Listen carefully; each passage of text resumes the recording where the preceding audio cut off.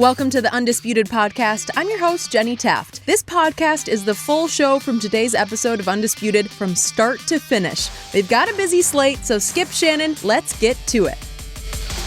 Welcome to Undisputed. I'm Alex Curry here with Skip Bayless and Shannon Sharpe. Good morning, guys. How are we doing today?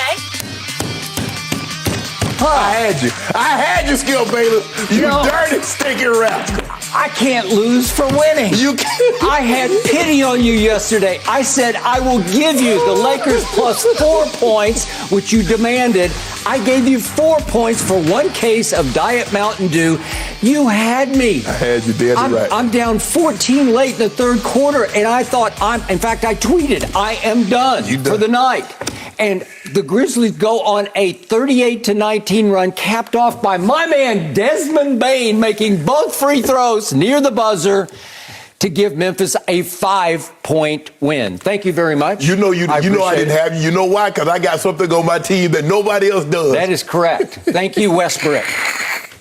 Let's get started with last night's game because despite leading by as many as 14, the Lakers fell to the Grizzlies 104-99 last night. Ja Morant finished with 41 points while LeBron had 37 points in the loss. The King had a chance to tie it in the final seconds, but the purple and gold couldn't even get a shot off in the final seconds, and Memphis escaped with the win. Shannon, blowing leads has become a pattern for the Lakers. So what's the biggest reason for this collapse? Defensively. They turned the ball over, Skip. Obviously, a lot of this go hand in hand. They're a terrible defensive team, and you compound that with the turnovers. Last night, Skip, Ja Morant shot more free throws by himself than the entire Lakers team. They were out on that side of the ball. Memphis shot 29 free throws, made 24. The Lakers shot 8, made 6. And see, Skip, when you get old, it's hard for you to slide your feet and stay in front of someone. So what do? You clutch, you grab, you body up, and you get called foul. See, they didn't make Memphis beat them shooting the basketball. Memphis shot 41% from the floor. But when you stop the clock, let them go to the free throw line and let them make free throws, what could have been 14, what could have been 20, well, a 14-point lead could have been easily 24 points. Agreed. Now, all of a sudden, it's a 6-point game. Skip, LeBron can't leave the court. He leaves the court as a 10-point lead. He comes back, it's a 5-point lead. You have Russ turn it over in a 4-possession series. He turns it over. He airballs it. Collison is waving, let's double Ja. He waves that off and let Ja goes down and hit a shot at the buzzer. Not Ja Gideon. He's already in a groove, Skip. I mean, Ja goes, and that's it, Skip. Grizz are a young team. Ja 22, Jackson 22, Baines 23. Ja had a great night shooting the ball. Ja Morant is what Russ used to be. A very, very athletic guard that can get to the paint against anybody, finish with either hand. But he's a better outside shooter because he's continuously worked on it. You look at where he was as a rookie, you look at where he was last year, and you look at him now, Skip, shooting the outside shot. But he's shooting those 3-point shots, Skip. There's no one within 5 feet of him. So he's wide open, making those shots. And most NBA players, especially guys like a Ja Morant, who's a budgeting superstar, is going to be able to make those shots. But, Skip, you can't turn the ball over like they turned it over and not play defense. I mean, Skip, I'm looking at THT. I just don't understand how he's getting minutes. Since he's been back, Skip, he got off the COVID list. In 5 games, he's 0-14 from the 3-point line. He's a minus 58 in plus minus. Carmelo was bad last night. Carmelo, as hot as he was against Houston, he was equally as cold last night. And Carmelo comes in, he and THT, they're a filing machine. Carmelo can't move. Carmelo never really played defense, Skip, and you're asking him, he's 6 months older than LeBron. He's 37, been 37 for 6 months. So you're asking him to slide his feet and play defense? It's just not going to work, and that's the problem. You can get leads, Skip, it's like a team. We see teams all the time in the NFL. They get a lead, but they don't really play defense, and all of a sudden the team just go up and down the field, the next thing you know, like, dang, they were leading the game at one point in time. But they can't play defense, and that's the Lakers. They're an old, slow basketball team that doesn't play any defense, and there's no lead safe because we talked about it. A game that should have been like out of hand the night before against Houston. It's a ball game. It's a ball game with 2.5 minutes left. It's a ball game. And so, Skip, look, it's just, you look at LeBron, I mean, Skip, I don't, we've never seen anything like this.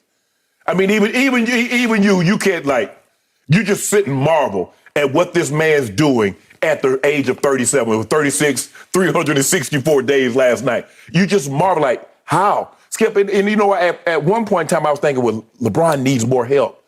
He just needs a supporting cast to do what they were brought in to do. Yep. If they just do that, I'm not saying they can win a title, but they will be better than what they are. They're not getting the supporting cast, the THTs, the Russ, the Mellos, they're not giving them what they need on a consistent basis. And there you have a 10-point lead, and all of a sudden you lose by 5. I hear everything you just said, but I'm going to go a little bigger picture before I go back to small picture. Okay. To your point about LeBron James, since December 3rd, the day before my birthday, 13 games have been played by LeBron James. By far, he leads the NBA in scoring over those 13 games. But more important, over the last 6 games, he scored 30-plus in 6 straight in his 19th season. 6 straight games of 30-plus. And their record is 1-5 in those 6 games. That's all you need to know. Yeah. He is scoring at a clip. You could make the case unlike any in his career. Any. At 25, Skip, at 28, at 30, at 32, not like this. And at least for a half last night, he was as hot from distance as you will ever see him. He was. It's a little rare. He's still a mediocre three-point shooter. Right now, he's right in the middle of the pack of three-point shooters at 35.3%. So he's an average three-point shooter who got the hottest of LeBron hot hands. He was hotter than Elvis in Memphis last night. Yeah, he was. It was crazy hot. Yeah. It was like where the Grizz are looking at each other like, what are we supposed to do? Right. And Taylor Jenkins keeps calling, timeout, timeout, timeout, because it's just like, it's going to be a blowout. It's going to be a blowout. It's going to be a blowout. And I keep thinking, are those young legs finally just going to overcome and overwhelm the Lakers? And slowly but surely they did. Yes. Just a year ago, just last year, this team's calling card was defense. Yes. They finished number 1 last year in defensive efficiency. The shock to me is they have plummeted to the middle of the pack on defense. They're 15th in defensive efficiency because they don't guard the three-point line at all, because that's hard. That takes some real juice and energy. You got to really want to guard the threes. Right. You got to make runs at them. You got to get hands up. Right. It takes effort and energy to guard the three-point line, because a lot of teams, you want to rest a little on defense. And if he's got a 29-foot three-point shot, you just say, okay, if you make it, you make it. Right. You're too good. Right. Okay. Because they can't stay in front of anybody, Skip. No. So everybody's getting the drive and kick, and the guy's wide open because help's got to come. Okay. So once again, we get to the fourth quarter, and LeBron not only cooled off, but he started to unravel a little bit, because I believe he just flat out runs out of gas. I can't condemn him for it, because he's today, happy birthday, 37 years of age. But more important, he's played the 3rd most minutes in the history of this game. Well, it's a lot of minutes. And if you're going to play high minutes for the whole game and you're going to try to play all 12 minutes of the fourth quarter, what do you wind up with? I didn't look for the whole 38 game. minutes. 38 minutes, but he played all 12 of the fourth. Look what they did with Ja. They rested him for 5 minutes before he came in at the 7-minute mark to close the game. And did he ever close it? Yes. LeBron tries to close on tired, going on dead legs. And you know what's going to happen. Bad stuff is going to happen, because this team is going to go only as far as he can carry it. Correct. I still say the irony of ironies. I'm going to take a stand on this. Austin Reeves, undrafted out of the University of Oklahoma, had really become this team's closer. And I'm talking about on both ends of the floor. He has such high rookie energy and he's such a smart IQ player that he's the guy who was making all the plays on offense and defense down the stretch. Remember at Dallas, the overtime, he made that shot? And that was the last we've seen of him. And I got to say, I don't know anything about this, but he's been on that COVID list a long time. He might be unvaccinated. Well, I'm just saying, did he get sick? Right. Did he really get hit hard? Definitely might be symptomatic. He may be hit real hard. Some people do get hit hard. It doesn't follow any real pattern. Right. Correct. Okay. So they're missing him, and they're missing several other players. But he was a key guy, because remember, he was playing every minute of the fourth quarter, and if they went to overtime, he would play, because Frankie Vio, and we haven't seen him in a while either, really started to trust him. I think LeBron already nicknamed him AR-15. Right. Really? Yes. Okay. So they're missing that, because it gave them young-legged energy down the stretch that LeBron can't sustain. So what's he do in the fourth quarter? As hot-handed as he was, he goes 3 of 9. He goes 2 of 6 from 3, but he wasn't there to close the game. Right. That's where he just faded away at the end of the game. But I'm going to go back to the turning point for me. The psychological turning point of this game came with 2:19 left when our man Westbrook goes on a soiree, swoop to the hoop. If we could see this, this is to cut it to 1 point. This cuts it to 1 point, and what are you doing? And he looks at his hands like, what's wrong with my hands? First, he looked for a foul. You're not going to get that call. But nobody even touched him. Nobody touched him. Okay. Do you know how that just rips the guts out of a basketball team? Do you know what it does to LeBron James after all the great moments he's had in his all-time great career, to watch his running mate, the guy that he hand-selected to be my co-star this year, to watch him swoop to the hoop and just sort of go wild-handed? I told you yesterday, he's got wild hands. How many? And not be able, that's a layup. How many times, Skip, have you ever seen an NBA player miss more dunks and more layups than Russell Westbrook? I have not. I told you, he actually has bad hands. Yes. Seriously bad hands. They're wild, where he can't control it on drives. He loses the handle like crazy. He's got a terrible handle, and he is a slam dunk first ballot Hall of Famer because he averages triple doubles. And guess what he did last night? Triple-double. He got another triple-double. But he also lost the call the ball to go out of bounds because he's trying to get a rebound, trying to steal it from Stanley Johnson. And what happens, Skip? The ball goes out of bounds. Okay.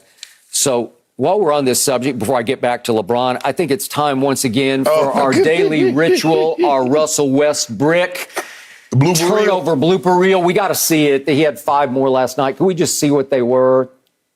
Come on, Russ. Russ, think. Just think. Well, that's not going to work. There's a 6'10" guy there. Russ, think about it. Russ.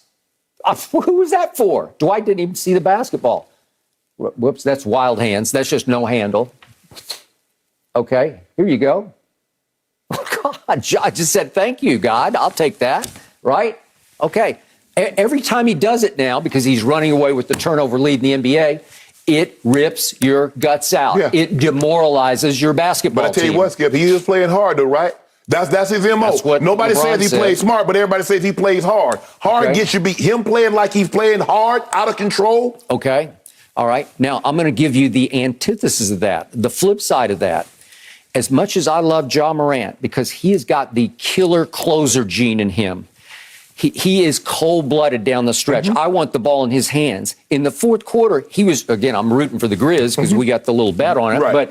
But I didn't think he played a very clean fourth quarter game, because not only did he miss 3 free throws, but just to demonstrate how bad the Lakers were, he gave you the basketball 3 times in the fourth quarter, if we could see those, because they're unsightly turnovers.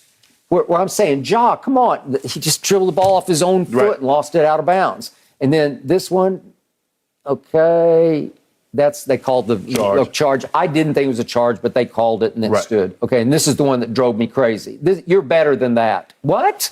Okay, when that happened, I thought, I'm going to lose. I didn't. You didn't? No. Okay, I just did. And he missed 3 free throws in the fourth quarter. So door open, door open, door open. Right. Who can close? Well, it's time for LeBron to close. And I got to tell you, he did have 2 late shots at it. He had 2 late threes to tie the game, if we could see those 2. Right. But I think his legs are shot at this point. Oh, yeah. The first one was You talk about the third most minutes in NBA history. He might be playing the third most minutes this season. This season, that's true. These are the 2 shots to tie late in the game after he had such a hot hand. That one actually they called a foul on it, and it got overturned. But he didn't touch his hand until the ball is gone, and then he was just short on that one. Those are 2 late threes. So he made a 3 at 2:48, and that was the last shot he made. So over the last 2 minutes and 48 seconds, I hate to say this, but he's all you got. Right. And if he can't do it, nobody else is going to do it, because they all kind of looked to the king like, are you going to do it or not? Because the thing is, Skip, you're right, is that the reason why you brought Russ in was to take some of the load off of LeBron's plate. LeBron is not, so I don't care what anybody tells you. LeBron nor the Lakers thought he was going to have to play 38, 39, 40 minutes on a Tuesday, on a Wednesday. They did not anticipate that. Nope. They anticipated having Russ was going to help take lessen the load. AD was going to take lessen some of the load.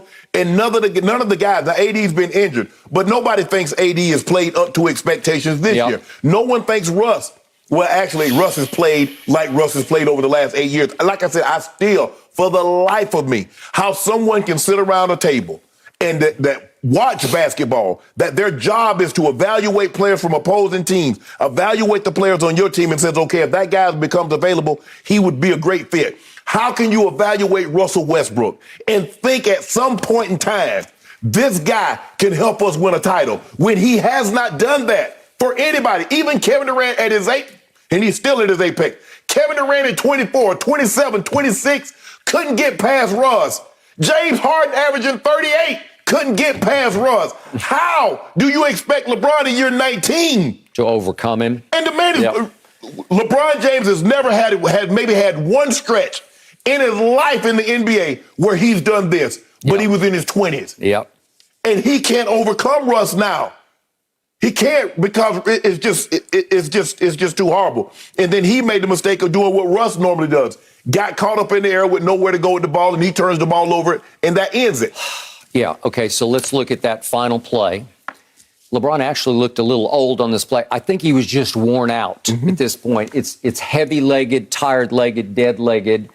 And he tries to get, first he wanted a 3, then it's to Malik, who's got nothing, back to LeBron, and he stumbles, and then he goes up without a plan, and he thought, I think Russ was going to cut to the basket, and Russ... Okay, so that's no wavelength with your co-star. Right. That's no connection with Russ, because you have to feel, you have to vibe off each other, and Russ is a little unpredictable that way, right? Yes. And I'm not absolving LeBron. Because he got caught up in there. He got caught up in the air and just ended up throwing it to the Grizz, right? Yes.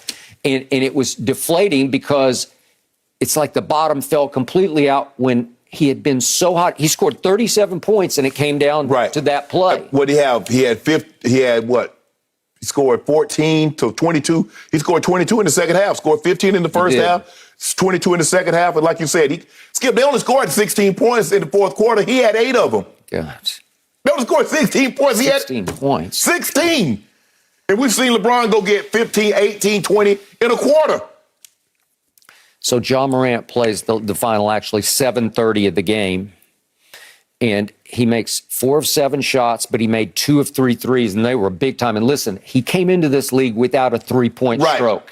He figured that out. He learned it.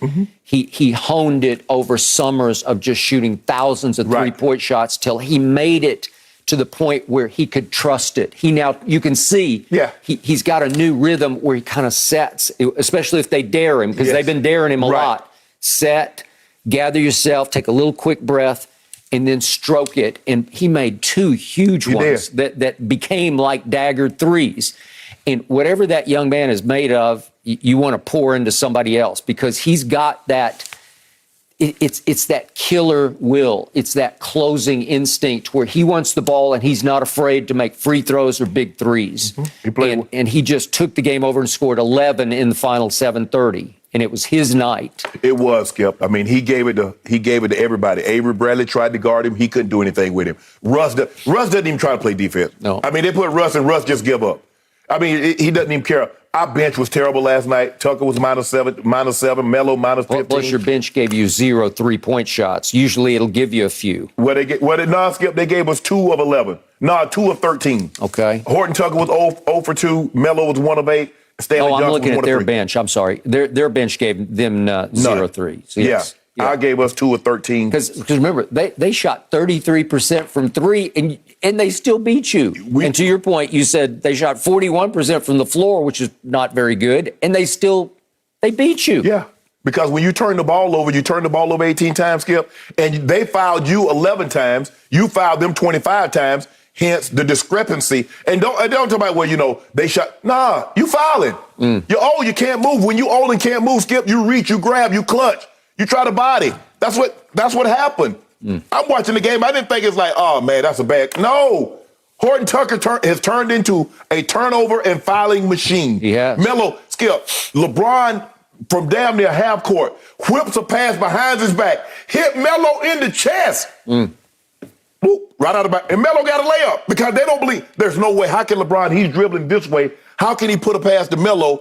He whips it behind his back. You're talking about the fourth quarter? Yes. I think we when have he whipped it behind his... Yeah, I think we have that if we still have LeBron's big fourth quarter turnover before the late one. He had 2. I think we do, but I'm not sure. But he whips it behind his back to Melo, and Melo. Yep. Is this the one you're talking about? No, that might be Stanley Johnson. This is Stanley Johnson, I think. Yeah.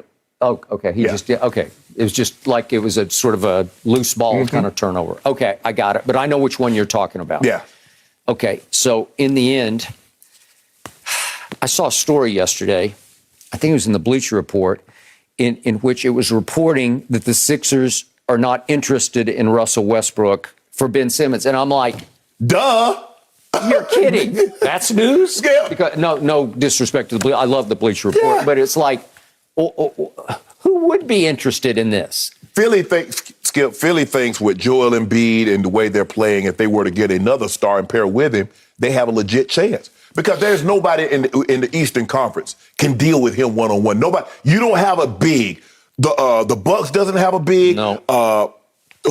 Miami. Yeah. Bam can try, but Bam too light. Joel Embiid is 285, 300 pounds. At 7'2". The Nets, they don't have anybody that can bother Joel Embiid. Why would I pair Russell Westbrook with Joel Embiid? Skip, that was what's so baffling. No contending team. Let's just say, for the sake of argument, there are 10 contending teams. None of them would want Russell Westbrook. Not one, because he's the antithesis of what good basketball played at an extreme high level is. I agree. He plays losing basketball. Thank you. And he always has. There's no, but he plays hard. Skip, at some point in time, is like THT. I don't think THT basketball IQ. Skip, he sees LeBron coming for the chase down. He sees him coming. And so what does he do? He leaves his feet. The guy gets up in there, kicks it to Ja in the corner. Ja drains a 3. As opposed to like, oh, LeBron coming for the chase down. I ain't even worried about that. Let me run to the corner. See, when you understand a year ago, THT was untouchable, right? Right now they're trading for a half-eaten fruitcake. I guarantee you they get up off him for a half-eaten fruitcake right now, Skip. So that's 9 times this year that your team has blown a double-digit lead. 9. That leads the NBA. Yes. 9 times. Can't close. No. Skip, I mean, you try to last night I thought they did a good job. They saw LeBron and okay, LeBron, you got some minutes. Let's take it. They took him out in the third quarter. If he doesn't have the ball, Skip, nothing works. Yet, in the end, it's on LeBron because he handpicked Russell Westbrook. And you called it. You first guessed it. No. Buddy Hield's much better fit. Much better. He can shoot threes at 40% clip. And that's what you need. You need a guy that can space the floor. You do. I agree. No mercy. Kyrie Irving returned to Nets practice yesterday, and in his first immediate availability since October, the star addressed how his extended absence from the team unfolded. Irving said, quote, "I knew the consequences, but I wasn't prepared for them by no stretch of the imagination. Things happen for a reason. We are here, and I am just grateful for this. I understood their decision, and I respected it." Shannon, do you like or have a problem with what he said? I don't have a problem with what he said, Skip. I think he realized just how fortunate that he is that he's getting an opportunity to play basketball, especially since the mandate is in place in New York City. And it seems to me that the team said, at the beginning, Skip, they're like, nah, we don't want a part-time player. But they looked across the West and they saw Phoenix and they saw Golden State and they said they're not going away. And they're looking in their own conference and they say the Milwaukee Bucks, when their big 3 played, Chris Middleton, Holiday, and Giannis Antetokounmpo, Greek Freak, Skip, they've only lost 3 games. Now, they've been in and out of the lineup and protocol and whatever the case may be. I think Holiday has been nicked, but when they play together, they've only lost 3 games. I think they're 15-3, maybe 16-3 when all 3 play together. They look at Chicago, Zach LaVine, DeRozan, Lonzo Ball. They're playing extremely well. They got a guy in Vucevic that can go get you 20 rebounds and get you 16, 18 points in a given game. So they're looking. They put this team together, Skip, to win a championship. They say, we're putting this together for a big 3, not a big 2 and the third party is at home chilling. Skip, the Brooklyn Nets' job, what their organization is about winning basketball games. They're not in the business of public health and safety. That's not what they're about. They're in the entertainment. They're trying to win a championship. So I get it. For me, it would be hard for me to be a teammate of Kyrie's because he's not sacrificing like I am. No. And that's the whole thing about sports. Everybody has to be willing to sacrifice something. If you're not willing to sacrifice, well, so what are we doing here? I got to sacrifice, but you don't? Doesn't seem right to me, but I get why they did it, Skip. And like I said, I don't have a problem with it as an organization. It would bother me as a player because I'm sacrificing. I know what I'm sacrificing. Why does he not have to sacrifice something? What is he sacrificing? Nothing. So in the end, Kyrie won. Kyrie says, I'm not getting the vaccine. And the Brooklyn Nets, they caved. There's no other way around that, but they caved because they see this as a golden opportunity. They have a very finite window and trying to win a championship. Got no problem with that, but Kyrie understands just how fortunate that he is. He's such a skilled player, Skip. It's hard. You cannot deny his talent and what he can bring to the table. No. And it increases their opportunity. Now, I believe they probably voted to the front of the table as far as favorites in all the betting house, Fox Bet, us, whomever else. They have. Because nobody has a big three like that, Skip. So on this point, I despise having to agree with you, but I must, because the second I heard they had crawled back to Kyrie Irving, I tweeted, Kyrie won. Nets caved. Makes me sick because it should not have been this way. And the greatest irony of all is that COVID was the reason he betrayed this team. And then COVID has become the reason, because it has struck back again, it has become the reason that they caved back into him. And now he's, to me, getting a huge break and in part a huge pass because they survived without him. They did survive. They didn't fall to the bottom of the heap. They're the number one seed in the East without him. They're 23-9. They're one game ahead of those Bulls you just detailed. And the Bulls are serious business, but these guys are more serious, especially with him back. Yeah, absolutely. I don't know what his physical status is. I don't know. He said he was going to middle school gyms and occasional high school gyms by himself in secret. But you know and I know it's going to take a while to get him in game shape. Okay? So I'm not sure exactly. He's talking about the January 5th game, maybe. I don't know exactly what he's going to be able to give him, how quickly that will happen. And it may take till the playoffs till you start to see, oh, there's Kyrie. But I guess he's going to be back for X number of these games. Not that many, but X number. Yeah, probably 40. What are they, like 30, 33, 34 ball games, right? Maybe 35? Yeah. So he mixed my emotions with everything he said. You said you didn't have a problem, and I kept just like clenching my teeth over it because a final statement he made is he's ready to be back and to pursue their goal of winning a championship. Baloney. I'm calling you on that. That's a lie, because if you really wanted to win a championship, you would have sacrificed from the start. And again, it's easy for me to say, and it's easy for you to say, we got vaccinated, we got boosted, we got the whole 3 shots. Okay, we got it. But we did it for the sake of our ability to win as a team, because I'm trying to protect you and you're trying to protect me, and we're all in this together. And we're trying to have a show. We're trying to hang in and hang on for dear life, right?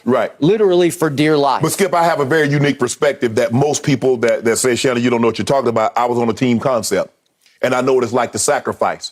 And the greater the sacrifice, the greater the accomplishment of the goal. I don't care what it is, Skip. You tell me a person, if you show me a person that's never sacrificed anything, I'll show you a person that hasn't accomplished anything. I agree. Now, I'm not saying, Skip, everybody doesn't want to be Oprah or Denzel or LeBron. I got it. That's fine.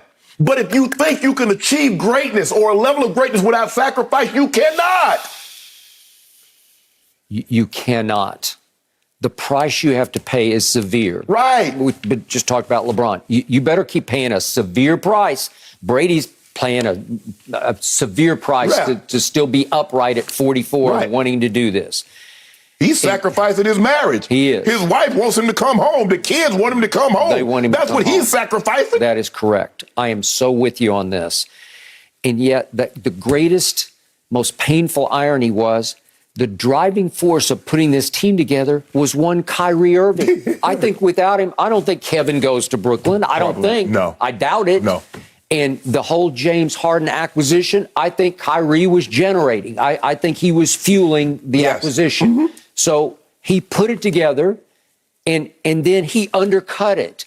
He quit on it, in effect, No, I don't want to do that. And I still haven't heard a reason. I'm sure he's got his reason. God knows. Well, Skip, he said, he don't want people, all the people that doesn't have a voice. He don't think the mandate is right. Okay. He's speaking for the voiceless. Okay, but he is fraught with various conspiracy theories, and you've brought up the third eye conspiracy theory.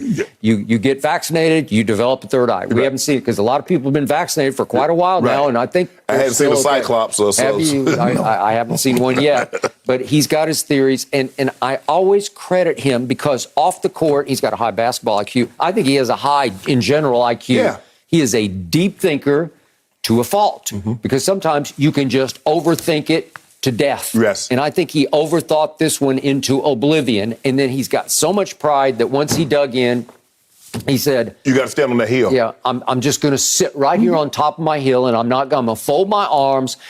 And he even admitted, he said, boy, it's been a long time. He said that just marking the calendar, he said, I'd have to X off the days. And he said, it seems like it's been forever. It's been only 3 months. Well, it was a long 3 months for him. And he admitted it. And then he said, this was convoluted, sort of conflicting statements, but he said, I knew the consequences, but I wasn't prepared for them in no stretch of the imagination. Well, I don't know exactly what that means. Yeah, what do you mean you knew the consequences? Okay, well, I think he's admitting he didn't really get the consequence of what it was going to feel like to go sit at home by yourself. He didn't, what he meant, Skip, is that he didn't know that the Nets would say, nah, we're not taking a part-time guy.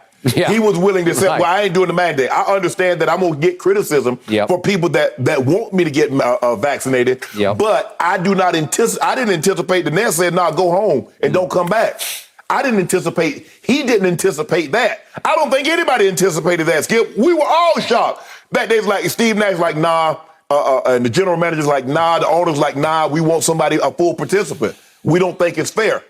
Well, come to find out, winning is the most fair thing that we can seek in sports. So in the end, I picked this team to win it all. I'm going to stick with it. My heart's not in it because if I were a teammate of his, I'd have a hard time with this. Yeah. Kevin is so close with him. You know and I know it was Kevin Durant who said, go get him. Yes. Right? Absolutely. Got to have him. Because when they said, well, we don't, you know what, we don't think it's fair that Kyrie can only participate half this. And KD and James Harden, mainly KD, says, okay, that's cool. It's cool.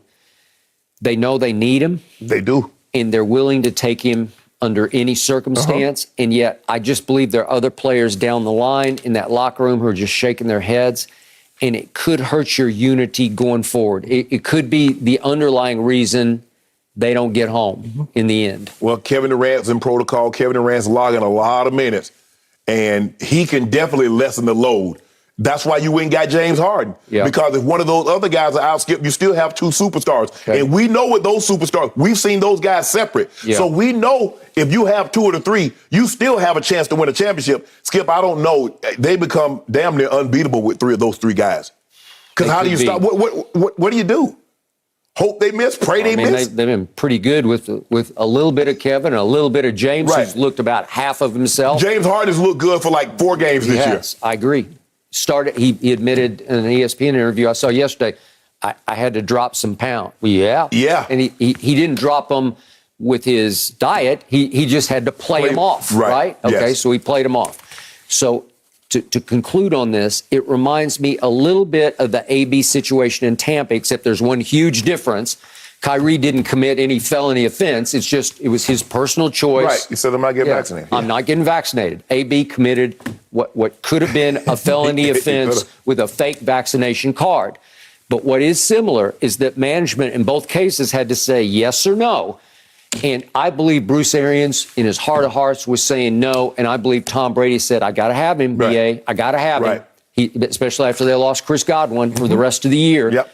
And when you send that message to some people in the locker room, they don't love it because it shows that their coach just got undermined. Yeah. And so could that be a reason? I've told you, I'm a little concerned about the Buccaneers. As much as I love what they look like on paper, I think Bruce lost a little authority in the locker room. Well, I think, Skip, the thing is that you know who runs that.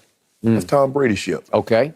Until he's out of there, then Bruce can seize back control again. But in the movie, Captain Phillips, he's like, look, I know. I'm the captain now. But I think when Tom goes home, I think Bruce might go home, too. I think that might be it. Yep. I don't know. Because, Skip, you know how the coaches got egos, too. He wants to show he can win one without Tom. Okay. Well, good luck on that. I agree. I agree with you. Good luck with that. And I say good luck to the Nets. Here we go. Well, speaking of sending a message, guys, nothing is off the table for Aaron Rodgers. Yesterday, the reigning MVP said he, quote, wouldn't rule out the idea of retirement after the season. Rodgers added, I think that I'm just enjoying this season for this season. I think that playing next year will definitely be in the thought process. He also said that whatever decision he makes, he'll do so quickly and won't drag it out. Shannon, why do you think Rodgers keeps bringing up demanding a trade or retiring? Because he loves attention. Skip, nobody. Bro, you're in the middle of the season. Can we finish this season first? We're late in the season. Yes. Okay, my bad. We're 2 games. We got 2 games left in the season. Yeah. Why are you talking about this? Skip, you've talked about going on Pat McAfee's show and said, well, I got a great relationship now with Brian Gutekunst. And we talked about this guy, the player personnel guy. We talked about Mark Murphy. They've allowed me to have more input. They've given you everything. What is it now that you want? Help me out. I don't know. Why you keep bringing up this? Man, Skip, there is no denying this man's talent, Skip. He's on the cusp of winning his consecutive MVPs to put him at 4th. One behind Peyton Manning, who has 5. And he's talking about retirement. Well, I'm not going to drag this out. Why are you talking about it? Try to throw a little shot at Brett Favre, because Brett Favre drug it out every year, Skip. I don't know if I'm coming out. I don't know what's going to happen. We'll see what happens. He knows exactly what he's doing. My thing is, what can they give you? Oh, well, I'm not going to draw. I'm going to talk to my loved one. Let's love one. That's okay too. But Skip, I mean, what is it? This? Why is it? You're not a victim. You went on. First of all, you lied. Talk about immunize. You lied about that, and then you go on a McAfee show and continue to perpetuate a lie. Well, why can't I have a different opinion? You can have a difference of opinion. Bruh, but you're not a medical expert. You're arguing with scientists. It's just like some commoner arguing with you about what coverage and where you should have gone with the ball. You're going to look at them like they're crazy. I don't get him. He's getting enough attention, Skip. He's smack dab in it. Well, he's leading. Yep. All the betting sites says he's now the favorite to win the MVP. Everybody's talking about him in glowing terms. Execs and scouts says this team is where they are because of him. You've talked about your relationship and how it's changed and how you have a great relationship with Gutekunst now and Mark Murphy and the player and the other player personnel guy and the head coach. Yeah, the head coach LaFleur. Yep. So what is it? He said that yesterday. I've got love for Matt, which I don't think he had a year ago. So what is it, Skip? Can they give him? So what is it? He likes that control. I need y'all to come groveling back. Tell me how great I am. Tell me how foolish you were for selecting a quarterback. Tell me how you made a mistake not believing in your boy. Yeah. I need y'all to shower me with that, but I'm also going to need you to go public and let the world know that you made a mistake by drafting Jordan Love when you should have had confidence in your boy. Yep. And you didn't. Yep. So right now, I'm going to hold you over the fire and slowly turn you like a rotisserie chicken. Because I want you to feel what I felt when y'all didn't tell me you were taking a quarterback. That's true. I agree. So now I'm paying you back. You see how you feel right now when you're uncertain? Because you had my future uncertain. You would, I don't know, he might be back if he plays well. We'll have him back. If he doesn't, we're going to move on. So I'm just going to give you a little bit of your medicine that you gave me. Yep. And that's what this is about, Skip. He wants them to feel what he felt when they took Jordan Love. So he's going to drag this thing out. He ain't retired. What guy Skip, wins an MVP, wins a championship, still playing at elite level, and retired? Yeah, Michael Jordan did it. But Michael Jordan did it because they moved on. They were blowing the ship up. Green Bay ain't blowing the ship up. I just want him to stop talking. Shannon Sharpe, I know how much you love Aaron as a quarterback on the football field during football games. But I got to tell you, I got no use for him on or off the field because of this. Aaron Rodgers makes me even sicker than Kyrie makes me. Here we go again with this, oh, woe am I. Here we go again with him planting sympathy seeds. And to me, they're just in case seeds beyond even trying to get revenge over Jordan Love, he's such a shrewd operator that he knows full well that just in case he craps out again in another NFC Championship game, he wants to hold Packer Nation emotionally hostage. That just in case it goes wrong in the postseason, he can still say, I don't know what I'm going to do. And he wants everybody, as you say, to bow down at his feet and kiss his feet and say, please don't leave. Please don't demand a trade. Aaron, we love you. We want you to come back and lose another NFC Championship game for us. Please, please. So what are we looking at here in the biggest picture? What does he have surrounding him right now to be upset about, to whine and cry about? He's got the best receiver in pro football, according to everybody. Yes. Pro Football Focus ranks their receiving core 4th best in the National Football League. That's pretty good.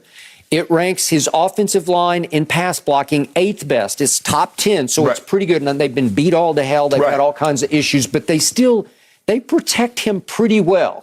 And he's very good at getting rid of the football and occasionally buying a little time. But it's pretty good. Yeah. His rushing attack this year has improved to 3rd best in the National Football League.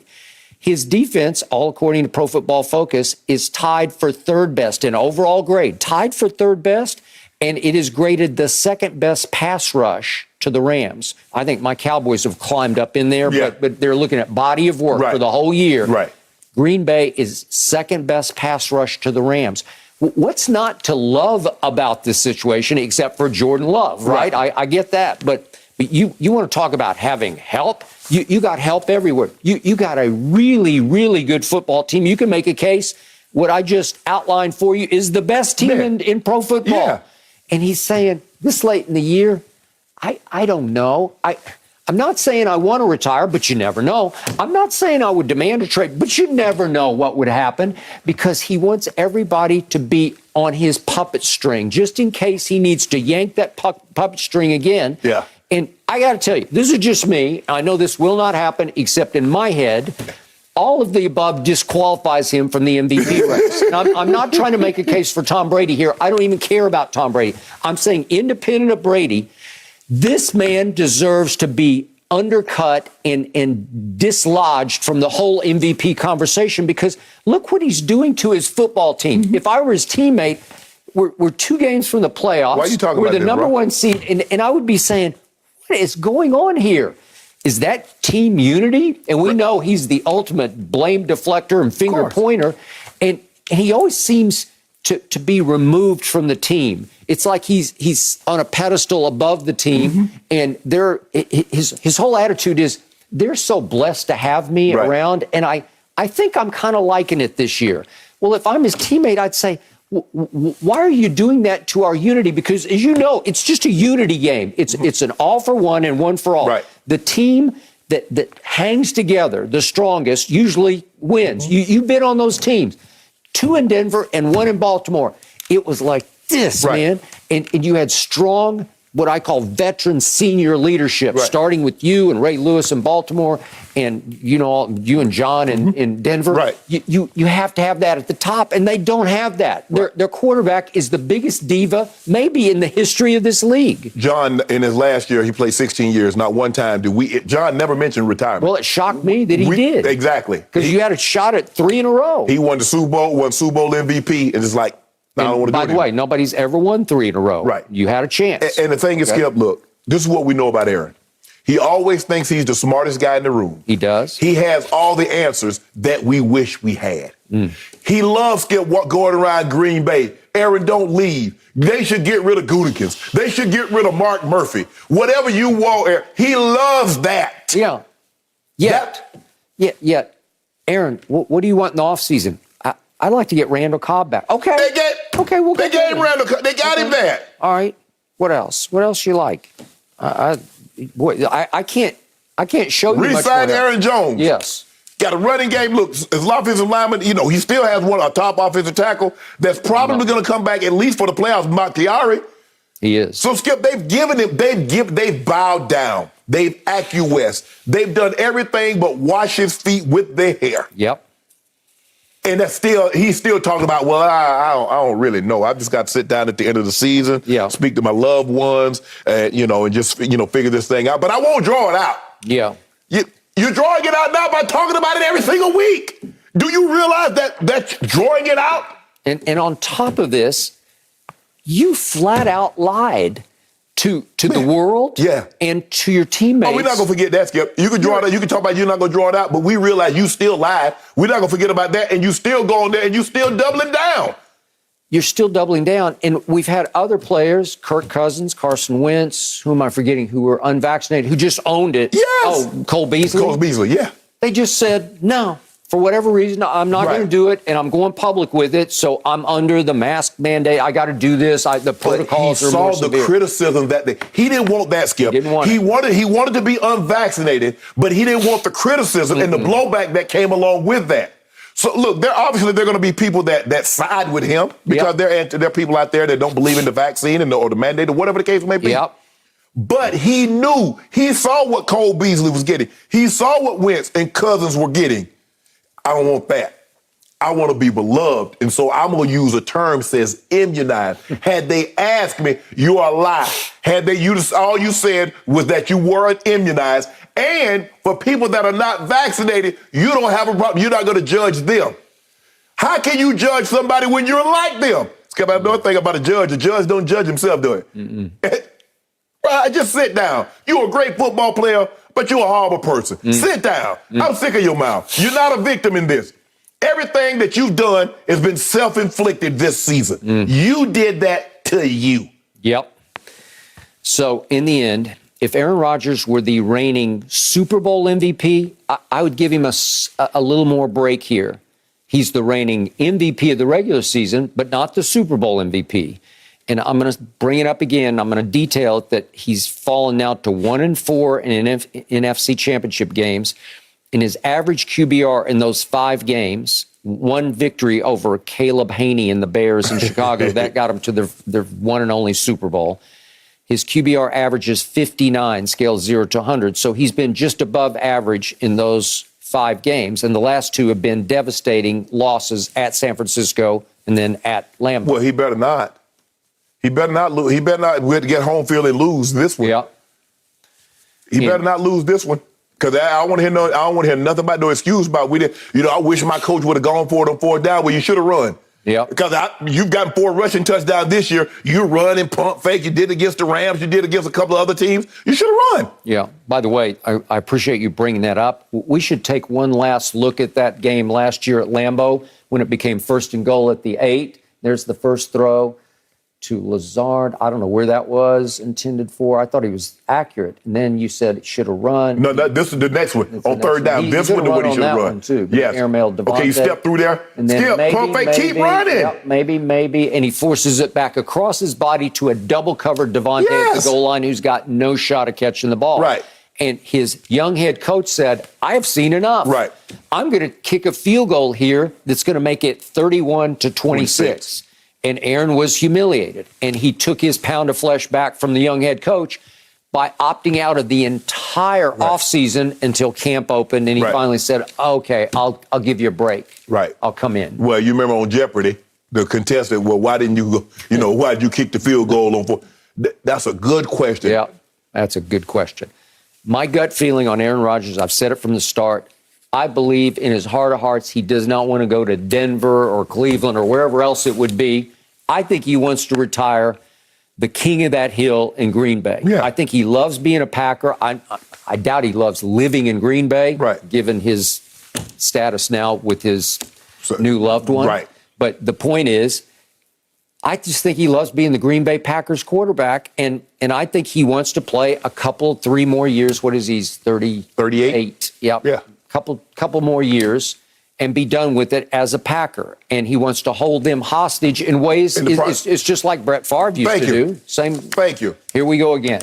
I'm sure that the thing that he despised the most about Brett, I'm in, I'm out, I'm in, I'm out, he's become the very thing that he despised. Yeah. And now they're besties, man. Yeah. And Favre's become his mouthpiece and his biggest defender. Because here's the thing, Skip. They're a lot more alike than they previously thought. Thank you. Therein lies. Bingo. No mercy. Fox Bet Super 6 has a lot of reasons to celebrate this holiday season. Over 6 million reasons, in fact, because they have given away over $6 million in cash prizes to date. And there are more free chances to win every week. Scan the QR code, download the Super 6 app now, and enter any contest for your chance at real money. Don't miss out. It is free to play. Well, today is LeBron's 37th birthday, and despite missing 12 games due to injury, the King has shown no signs of slowing down when he's been on the court.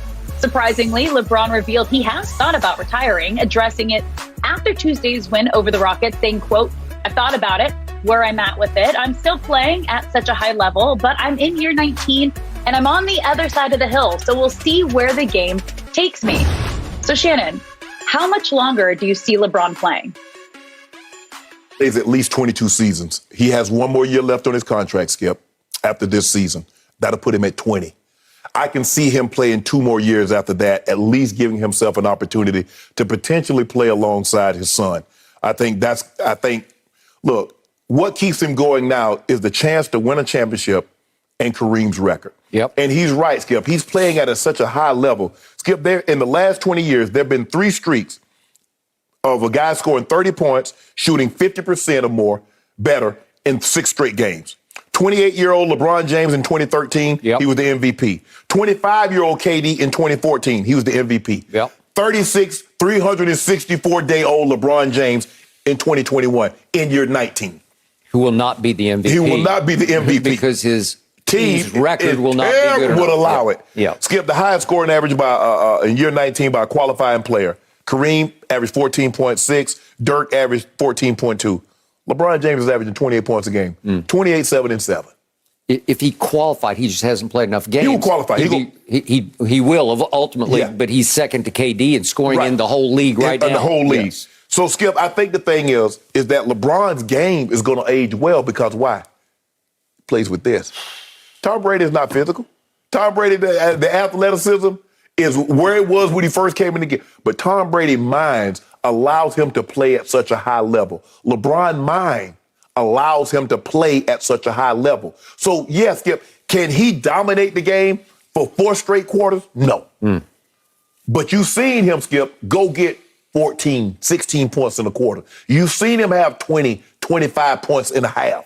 So he can do that with his mind. It's like, okay, this is how you try to do it. This is what you're going to do? Okay, fine.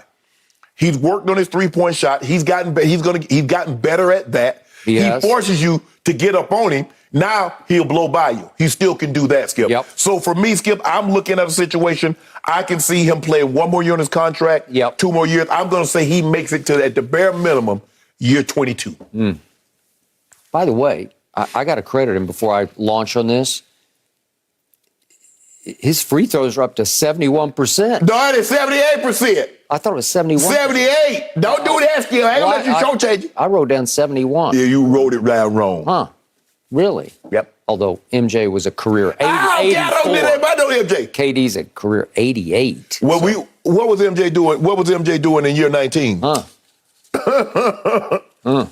Well, he quit. Had a spade gut.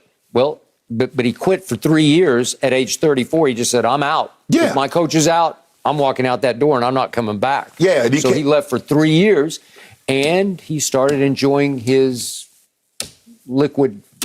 Yeah. He enjoyed like nice cuisine. Yeah, he did. And his cigars. Like a kid's cigar. And I would be here to warn LeBron on the night of a big birthday bash.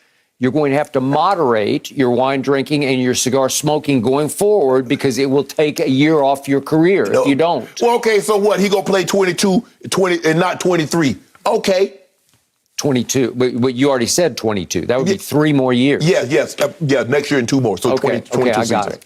I can't disagree with that. But it will be very interesting to see what happens if they can't right this ship this year. Because let's do the worst case scenario. Let's say they don't make the playoffs this year. Yeah. It's possible. That's a possibility, yeah. Yeah, it's sort of a scary possibility. What are they, the 8 seed now? They're the 7. Oh, okay. Okay, so, but they're 17 and 19. And again, they're going to get some players back, and who knows what they could do at the trade deadline. Would they go get Jeremy Grant? Would they be able to pull that off? Does anybody even want THT at this point? I don't know.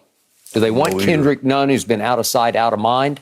But the point is, if they did miss the playoffs in his 19th year, that could hurt his legacy as much as passing Kareem could help his legacy. Like it's diminishing returns. Well, Skip, I think it would hurt his legacy if he was averaging 15 points a game. But because he's playing at such a high level and people around him see that his supporting cast, he doesn't have the best supporting cast, but they're not holding up their end of the deal. All you got to do is hold up your end of the deal. Skip, I can assure you, ask anyone if they thought LeBron James would be playing this well in year 19. Nobody. To a man. Skip, I'm one of his most devout supporters. I had no idea that he could play at this level in year 19. Okay. I'll buy that. I give you that. I don't know how long he can sustain it because he's obviously missed some games already. Right. Can he stay healthy? I'm a knock on wood. I don't even like to bring it up. And can you fight off the fatigue of the later season games? Because there are going to be some doldrum games. You know what the fatigue is, Skip? Can you fight off the fatigue of losing? Yep. Like they're losing when you're playing as well. Because LeBron has never played this well, Skip, and lost this much. Never. So just to reiterate, 6 straight games of 30-plus points a game. Mm-hmm. That's phenomenal. Yeah. That's astonishing in your 19th year. And the Lakers' record in those 6 games is 1-5. Mm-hmm. And the one game you won was at Houston, a game in which the Rockets were only down 1 point with 2:30 left. Yes. Whew, yes. Really? And he did that. Okay. He did that. So Kareem is now 2,350 points away. 2,350. It sounds like a lot. But if LeBron just keeps averaging what his career is, 27, if he just keeps on keeping on, he would need 87 more games. Right. Well, there's 46 left this year. Can he play all 46? I don't know. Probably the odds are against all 46. Right. But 46 to 87, that would mean sometime in the middle next year, maybe 2/3 through. Mm-hmm. If you stay on course, if you stay reasonably healthy, you're going to pass Kareem Abdul-Jabbar. I definitely believe, even if when AD comes back, Skip, it will probably drop down to maybe 25 points a game. There's no AD there, so he's getting some extra shots that AD probably would get. But I believe he'll end the season with at least 37,000 points and put him 37,000 will put him 1345 behind him. Average 25 again. Skip, this is probably like the second or third most points he's ever averaged in his career. Yep. And he's doing that in year 19. So is it possible his new goal would be to lead the league in scoring? No. Well, it's possible. I don't think that. Even for a bad team. Maybe the bad team allows you to lead the league in scoring. Well, I think this thing, Skip, he said it, that if I wanted to lead the league in scoring, especially like when he was in his 20s and early 30s, he said if I wanted to lead the league in scoring, I could do that every year. Okay, well, he's done it one time and Jordan did it 10 times. Yeah, but that wasn't his goal. That's still not his goal. He doesn't go out. Skip, a lot of times, we saw LeBron go get like 17, 18 points in the quarter and then take one shot in the third quarter. Anybody else that had it going like that, Skip, you know good and well, they're going to see if I still got it going in the third quarter and try to get 17 more. Absolutely. But that's not how he thinks. But I must admit, as not the biggest LeBron fan over here, as all Jordan all the time, if you told me that in year 19, LeBron led the league in scoring, I would be impressed. I would give LeBron serious points for that. No, he don't want to do that. Well, why not? I mean, he wants to pass Kareem. No, we can do that. We can do that by doing what we do. Still getting rebounds, still getting assists. I mean, that's the thing, Skip. Is LeBron the greatest scorer? No, but he's an elite scorer. Is LeBron the greatest rebounder? No, but he's an elite rebounder. Is he the greatest assist guy? I think, Matt, that belongs to Matt. But he's elite. Nobody has been elite in more things than LeBron James. Now, there's no denying that. We can deny how great he is, whether he's the GOAT or not, whether he's this or that. No, I but agree. Nobody has been elite in more categories than LeBron James. Okay, I buy that. I've always docked him because he's an average at best three-point shooter, and he's been a lousy free throw shooter, but he has improved. And I attribute the whole thing to this new routine of his that he's stuck with. Yeah. It's left him a couple of times, but it's the one big dribble. It's a deep breath, one big dribble, and just let it go. Yeah. It's all in one piece. And you saw last night he shot the tech. He shot the tech free throw, didn't he? I was shocked by that. I wasn't. And he stepped right up and he swished it. And I thought Dwight Howard was like, you gonna let me, man, Dwight, get out of here. We ain't finna let you shoot no tech. Yeah. I still dread seeing LeBron at the late game, like with seconds left. I relish that opportunity. Really? And so would he. I would love to see him with 1 second left at the free throw line with 2 to tie. What would be the odds? I'd give it about 2%. I give it 100%. 100%. As a matter of fact. Okay, I'm going to text you when that arises, and I'm going to bet you 100 cases of Diet Dew that he doesn't make both. As a matter of fact, I don't want any time on the clock. Really? I want him to go look at the clock and say there's no time on the clock, but he was fouled. Okay. That's the pressure I want on him. All right. But I'm trying to give you something. I'm giving you a carrot here for this year because the passing Kareem, that's a longevity achievement to me because he's just done it longer than anybody at a higher level than anybody's been able to sustain. Right. So to pass Kareem is a duh to me because if you just keep on keeping on doing what you do, you're Let me ask you a question. If you think if Steph Curry plays 22 seasons, he's gonna catch LeBron? If he plays 22. If he plays 22, if Steph Curry plays as long as LeBron, do you believe he'll pass him on career points? I just can't see him playing that long. Okay. So who do you see passing this record? KD? KD's at how many points? How many points does KD have? I don't know. 25,000? Probably 25? Yep. Think James Harden is at over 20, 22? I just don't think anybody will play at this high level this long. Why not? Because it's hard. What? No, hold on. What about everybody? Everybody's doing that working out. You say you want to see the receipts. KD got a trainer, got physio. He works as hard as anybody. So why couldn't he? He does, actually. Okay. Well, I would give him the best shot, actually. Oh, I would too. Okay. So here's the point. Passing Kareem is longevity, but if you won the scoring title this year, that's not longevity. That's just... Well, what guys won a scoring title in year 15, in year 16, year 17, year 18, year 19? No. LeBron James, Skip, talk about scoring titles. The man could have won scoring titles. He's made it abundantly clear. But I'm saying, in year 19, if you pull that off, you got a shot. I want to win a title. You want to win a title. That's what he's playing for, titles and to pass Kareem, not scoring titles. Well, unfortunately, you're getting hit by a tidal wave right now. I mean, the league is definitely drowning. The league has definitely gotten better. These young guns, the Warriors, the Suns, these young guns are coming, and they're hungry. And right now, LeBron's out there. LeBron is that line, and the pack ain't supporting it. Yep. You know what I'm saying, Skip? You know, they leaving him to defend for himself. So what is he doing now? What is he attempting from three? He's attempting almost 8 threes a game. Last year was his career high at 6.3, so he's turning himself into a Steph Curry. You know, he's just jacking up threes. Last night, hot-handed. I remember a lot of games, 2 for 13, right? 8 of 14 last night. He was. There's going to be more of that to come. More of that, Skip. Okay. More 6 of 10, 6 of 11 from 3. Really? More of that, yes. Huh. So is he going to lead the league in three-point percentage? Well, I don't know. Why you got to go? Why you just can't say, you know what? LeBron shot 38%, 39% from the 3. LeBron averaged 26, 27 points a game. Had a great season. Why we can't do that? Why you got to go to, he needs to lead the league and score? I'd be impressed. Nah. Well, let's see what he's got.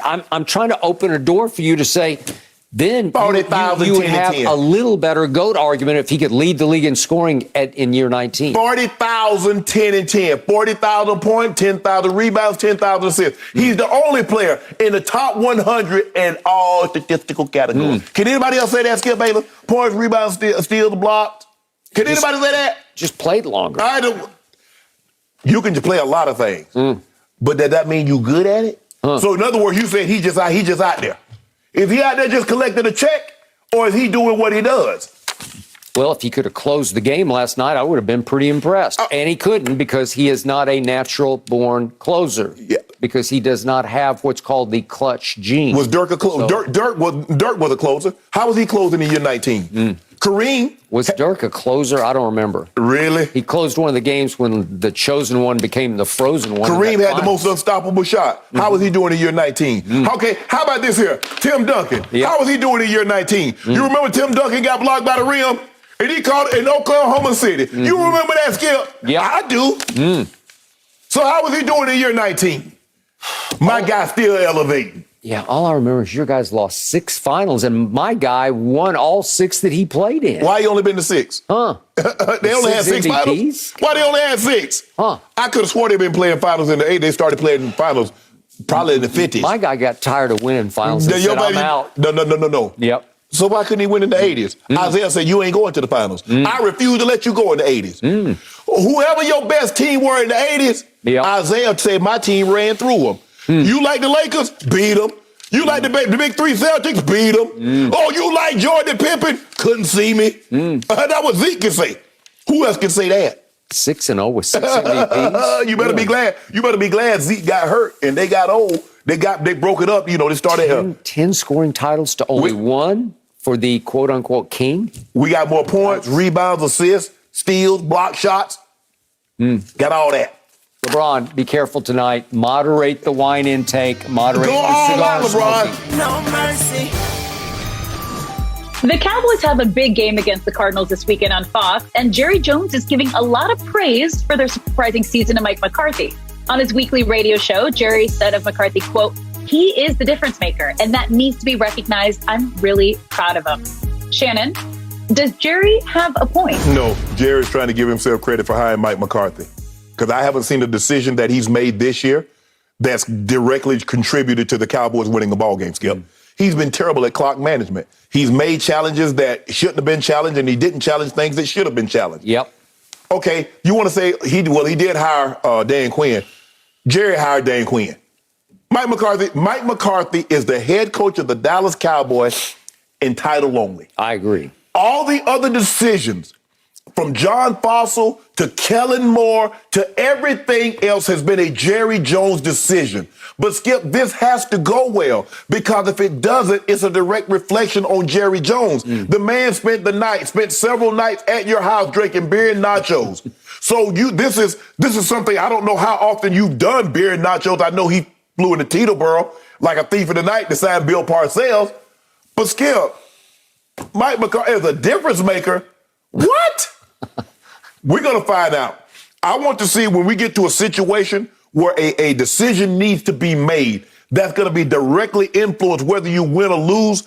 I want to see Mike McCarthy make one of those. Because when it comes to special teams, John Fossil goes punt, block, fake on his own. So, no, miss me with this, Jerry. Remember that moment when John Fossil had to run up and say, Mike, there's a flag on the play. Maybe we could go for two here, right? You're like, huh? And then McCarthy says, we're going for two. I'm going for two. Yeah, exactly, bro. You didn't make that. So skilled. I get it. The difference maker on the team has been Dan Quinn. He's been the difference maker. Yeah, I'll buy that. Because from the coaching From the coaching staff. So he's the difference maker. You see the energy in which the defense plays with. Yep. We saw the energy when Mike McCarthy was in protocol and Dan Quinn was on the sideline. Yep. He had that infectious, what Sean McVay has, running up and down the sideline, hugging. Where you ever see Mike McCarthy hug somebody? All he want to do is just have that big old Cheesecake Factory menu folded up. Looking up at the board. Bro, you watching the game. Why you got to look up at the board? You're watching the game. He's a spectator. Right? Hey, Jerry missed me with this, man. And to your point about Dan Quinn, remember, it was Mike McCarthy's choice to sort of repay a favor to his blood brother, Mike Nolan, to start this regime off. Right. And was that not an unmitigated disaster? It was terrible. So this team has gone from, I know the Texans statistically wound up worse a year ago on defense, but the Cowboys were historically bad on defense. Yeah, their worst game was worse than the Texans' worst game. They were. They were getting run literally off the field, blown off the field by the run. They couldn't stop anybody. Right. And now they have flipped, and that's the only thing I told you I ever agreed with Mike McCarthy. I've never seen one side of the ball flip through an offseason like we flipped our defense. Well, Dan Quinn flipped your defense, and Micah Parsons flipped your defense. Exactly. Okay, so I got it. And you didn't pick Micah. All right, so I got to reread this quote because this knocked me over. This knocked me off my chair last night. Jerry on Mike McCarthy. This is pure comedy. He is a difference maker, and that needs to be recognized. I'm really proud of him. No, you're really proud of you. Exactly. Because you hired him and you want the credit. You want to bask in the glory of Mike McCarthy, who does exactly what? What's his job description? Does he call plays? No, Kellen Moore, he's really good at it. And he's probably going to get a head coaching job because of it. He calls all your plays. I think he puts the whole game plan together. I'm sure Mike has some input, but in the end, it is Kellen's last word. He gets to call the play and choose the formation and all of the above. Right? Yes. So Mike used to call plays for Aaron Rodgers and Brett Favre, and a lot of people thought he was really good at it, but he doesn't do it here. Right. That's interesting. Right. So exactly what do you do? Because I've watched him attempt to manage the clock, and it's turned into nightmarish mismanagement, near disaster. And remember, Skip, he said he was going to call plays. When he got a job, I'm going to call the plays. That's what, that's what I do. But his clock mismanagement at Chargers nearly cost him the game, and our kicker, Greg the Leg, took him off the hook. 56 yards. 56 yards. It took 56 yards of field goal to save him from disaster. Yes. And then at Giants, they're going to win the game anyway. But at the end of the half, it was disastrous. Right. And fortunately, they were going to win 21-6 because the defense was going to take the ball away and save the offense from itself. Correct. And save Mike McCarthy from himself. Correct. So what happened in Hard Knocks? Start off the year, I loved it. I said it's going to be a launching pad for my team, but it wasn't for my coach because he got exposed. You saw repeatedly the corniest, most cliched, embarrassing pregame and meeting room motivational speeches. Like Bureau. Yeah, or lack thereof. They became caricatures of a coach's motivational speech. It was something out of an Adam Sandler movie to me, right? that you just laugh at and say, that's funny. Like cliche-ridden. Yes. And yet, somehow, I told you going into the year, they just have to rise above him. They have to win in spite of him because during games, he comes across as a not-so-innocent bystander. He just stands over there, and to your point, a lot of time he's just looking up at this, like he's sitting in the 8th row. Right. Oh, wow. So that's what happened. That's interesting, yeah. Right? He seems a little befuddled occasionally, and yet he's Jerry's guy. And I believe they have become very close. Of course. I believe he's become, it's not son-like, it's more brother-like at this stage. Well, Skip, how can you not become close? Yeah. Everybody becomes close except Jimmy and Coach Parcells. Everybody else was close to him. I don't know how close he and Wade was, because Wade is probably closer to his age. But I think he liked Wade. But Wade basically liked him until the bitter end. But Jason Garrett, like a son. Yeah. Mike McCarthy. You look at all the other coaches. Barry, Coach Switzer. Barry was like blood brother with him because they got Arkansas roots. Right. I mean, Barry was a senior at Arkansas when Jimmy and Jerry were freshmen. And they looked up to Barry like they always said he was like a man when he was 18. You know, like he was a very physical football player and a guy he's from Buzzards Bluff, Arkansas, some little small. From rural, like I don't even think the town had a name. He was from a shack. Yeah. So the point was, they were like blood brothers, and then all the rest were just puppet coaches. Right. The Campos and the Galeys, and, just do what I tell you and be happy. And that's kind of what Skip. Yep, here, that guy. Jimmy hired his staff. Coach Parcells hired his staff. Yep. Nobody on that staff, Mike McCarthy had. Jerry had them all. True. Okay, so am I surprised he tried to sell us this? But when you go all the way to he's a difference maker, how? Give me one reason how or why. And the truth is, the God's truth about this is, and that's why we talked yesterday, when I realized that if Green Bay slips up on Sunday evening at home against Kirk Cousins, I hope he's Kirk Cousins, if they slip up, that if Dallas wins out, Dallas gets the 1 seed. They do. Well, I was shocked by it because what have I gone through? I went through Denver at home and I went through Raiders on Thanksgiving at home. They were disastrous games. And I held this guy accountable, the difference maker. I held him accountable because they weren't ready to play against either one of them. The best thing that happened to you, all the three of the 4 losses they have are against AFC opponents. That's correct. Because you only lost 1 game in the NFC against Tampa. Okay. One of these teams, if Green Bay loses, because they're going to have more losses in the conference. Okay.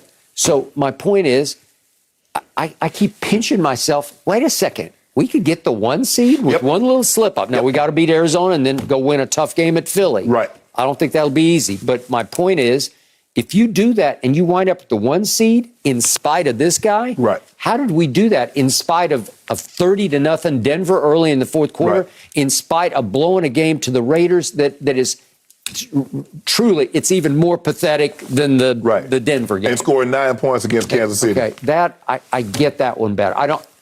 That didn't rip my heart out like these two games. Well, all your offense had to do was get to 20. Your defense played unbelievable that day. Considering how well Kansas City has played during this winning streak, for you guys to hold them to 19? That's when I sat back and said, that's legit. Yeah. Patrick Mahomes at home, 19 points. Yep. Okay, that could win a playoff game. Yes. But your offense has to come along. Right. And maybe it's starting to come along. We'll see if it holds up against a pretty good Arizona defense. Well, you know what? Jerry might be saying he's a difference maker because he hadn't had to make a difference. So he hadn't had to make any decisions that cost us the game, but he also hadn't had to make any decisions that won us a game. Yeah. So that's the difference that he's made. Yeah. He's done nothing. But the whole year is like magical to me so far. Yes. Got a long way to go. Yes. But it's magical because we were so bad against Denver and even worse against the Raiders at home on Thanksgiving stage. How did we get here? Well, because you got to give him some blame because he did hire. I love Mike Nolan. I know Mike Nolan. Known him. He was there in Denver. He was the linebackers coach when I got to Denver in 1990. And I knew his father really well. So I used to play know golf. I played golf with his father a lot. You got 4-3 personnel. Why would you bring a coach in that's a 3-4 guy? Don't know. No mercy. It's been a rough year for Baker Mayfield and the Browns, who sit at 7-8 in the AFC North basement, dealing with a shoulder injury. Baker struggled with ball security as he has turned it over 14 times this year. And now a new article from USA Today Sports implies that Mayfield's bad mechanics may be the issue for the QB. So Shannon, is this valid criticism? No, it's just more excuses. Where were the bad mechanics when he was the number 1 overall pick? Where was the bad mechanics when he was the 3rd highest graded quarterback over the last 11 games of the season? We see what's going on is everyone's trying to figure out the reason why Baker Mayfield is struggling when the answer is right there in front of you. He's just not very good. Really? If you take out the highs, if you take out the lows, what is he? An average quarterback. So if you throw out his whole rookie year and then you throw out all of last year, he's average, right? And then you put in his 2nd year and put in his 4th year. That's what he is. There you go. Whoop, there it is, Skip. I knew I could get you. I just wanted you to say it. That's what I wanted you to do, Skip. Just say that. Yes. Tell me when it's my turn. It's not your turn yet. Leads the NFL in interceptions since he's been drafted. Is that good? Has the 2nd most 4th quarter interceptions since he was drafted. Is that good? QBRs by season. 4th year. This is his 4th year. He was 23rd in QBR. He's 19th in QBR. He was 10th last year, 25th. At this point, how you change his mechanics, Skip? It's not like he's a sophomore or freshman in college. He's in the 4th year in the NFL. You work on those things, Skip, when you first get drafted, when you enter into the league. He's set his ways now. This is what he is. This is who he is. Guys keep offering all these explanations. But the simple fact of the matter is he's a guy. He's an average football player. And the problem that you have, if he was a 3rd or 4th round draft pick, nobody would have a problem with Baker Mayfield. But he was the number 1 overall draft pick, and he got to be franchised. So we got to have a reason. Nobody tried to find a reason why Jamarcus Russell wasn't any good. Nobody tried to find a reason why Ryan Leaf, we later know he had some issues, but there have been several guys. Just because you're the first pick in the draft at the quarterback position doesn't automatically mean you're going to be good. Josh Allen is better. Patrick Mahomes, we already know Patrick Mahomes.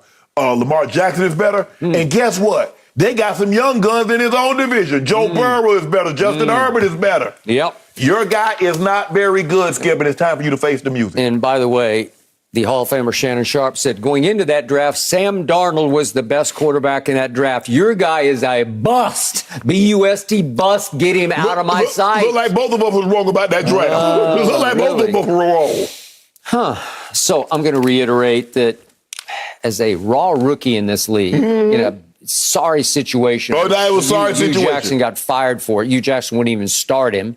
When he did get to play as a rookie, all he did was put up the third best season, according to Pro Football Focus, in the last 15 that they have graded. Third best rookie season ever. In that season, he had 40, what are called big-time throws. That ranked third in the National Football League. Really, as a rookie. How many got this year? Something was going great. How many big-time throws he got this year? And then, of course, my favorite stretch. After Odell got hurt last year, here he came. Yep. Baker took off. Odell got hurt at Cincinnati, and here they came. 11 games, not 3 or 4, 11 games. He went 20 touchdowns to 3 interceptions. That was the best turnover ratio, touchdown to interception ratio in all of pro football over the last 11 games, which included beating Pittsburgh at Pittsburgh 48-37 with a QBR of 91 on scale 0 to 100. That was one of the best playoff QBRs of the year last year. He was sensational. He was graded over that stretch of games the 4th best quarterback in the whole league. That looked franchise to me. That looked like number 1 overall pick to me. It was a house. Right? It was a house built on marshland. Okay, you know it was going to sink. Oh, do you? Only you didn't know it would sink. So then he got stuck with Odell, and the now only he's stuck with Odell. Yep. The only reason there's such Baker hate out there, it's mostly inspired by all of the Odell idolaters, starting with the man across the table from me, who have to find a reason, a legitimate reason for why was Odell so ordinary when he got to Cleveland. Well, could it be because he's beat all to hell and he's just not the same and his heart's not in playing pro football? Yeah. See? Oh, no, it's Baker's fault. And then there's another half of America out there who just got sick and tired of Baker Mayfield's house commercials. They're relentless. They're every other commercial. I don't like them at all. But Baker comes across as so smug, so condescending, so too cool. It's Baker's house. And it was Nissan house, and that became Baker's house, too. You got all those great Heisman winners, but every commercial seems to feature Baker Mayfield. Yeah. It's too much too soon. The target got gigantic on his back because the Baker hate started to resound from sea to shining sea. He's average. Oh, is he? Really? Yeah. So he's average. So this year in game number 2, what happened? Oh, he wrecks his left shoulder. He wrecked it. He tore his labrum and he fractured his left shoulder. He has had to play all year long in a shoulder harness. Now I'm going to go real deep with you here. You people at home, forgive me for getting a little too complex and complicated. I watched Baker Mayfield every snap that he played at the University of Oklahoma. Remember, he walked on at Texas Tech, and then he had to walk on again at Oklahoma. So he is an overachiever. Okay. He does not have a great arm, but he's got a great athletic body because he throws with his core. It's core torque. That's how he generates arm speed and velocity, is with his body, not his arm. If he just tries to stand flat-footed and throw with his arm, he's got a below-average arm.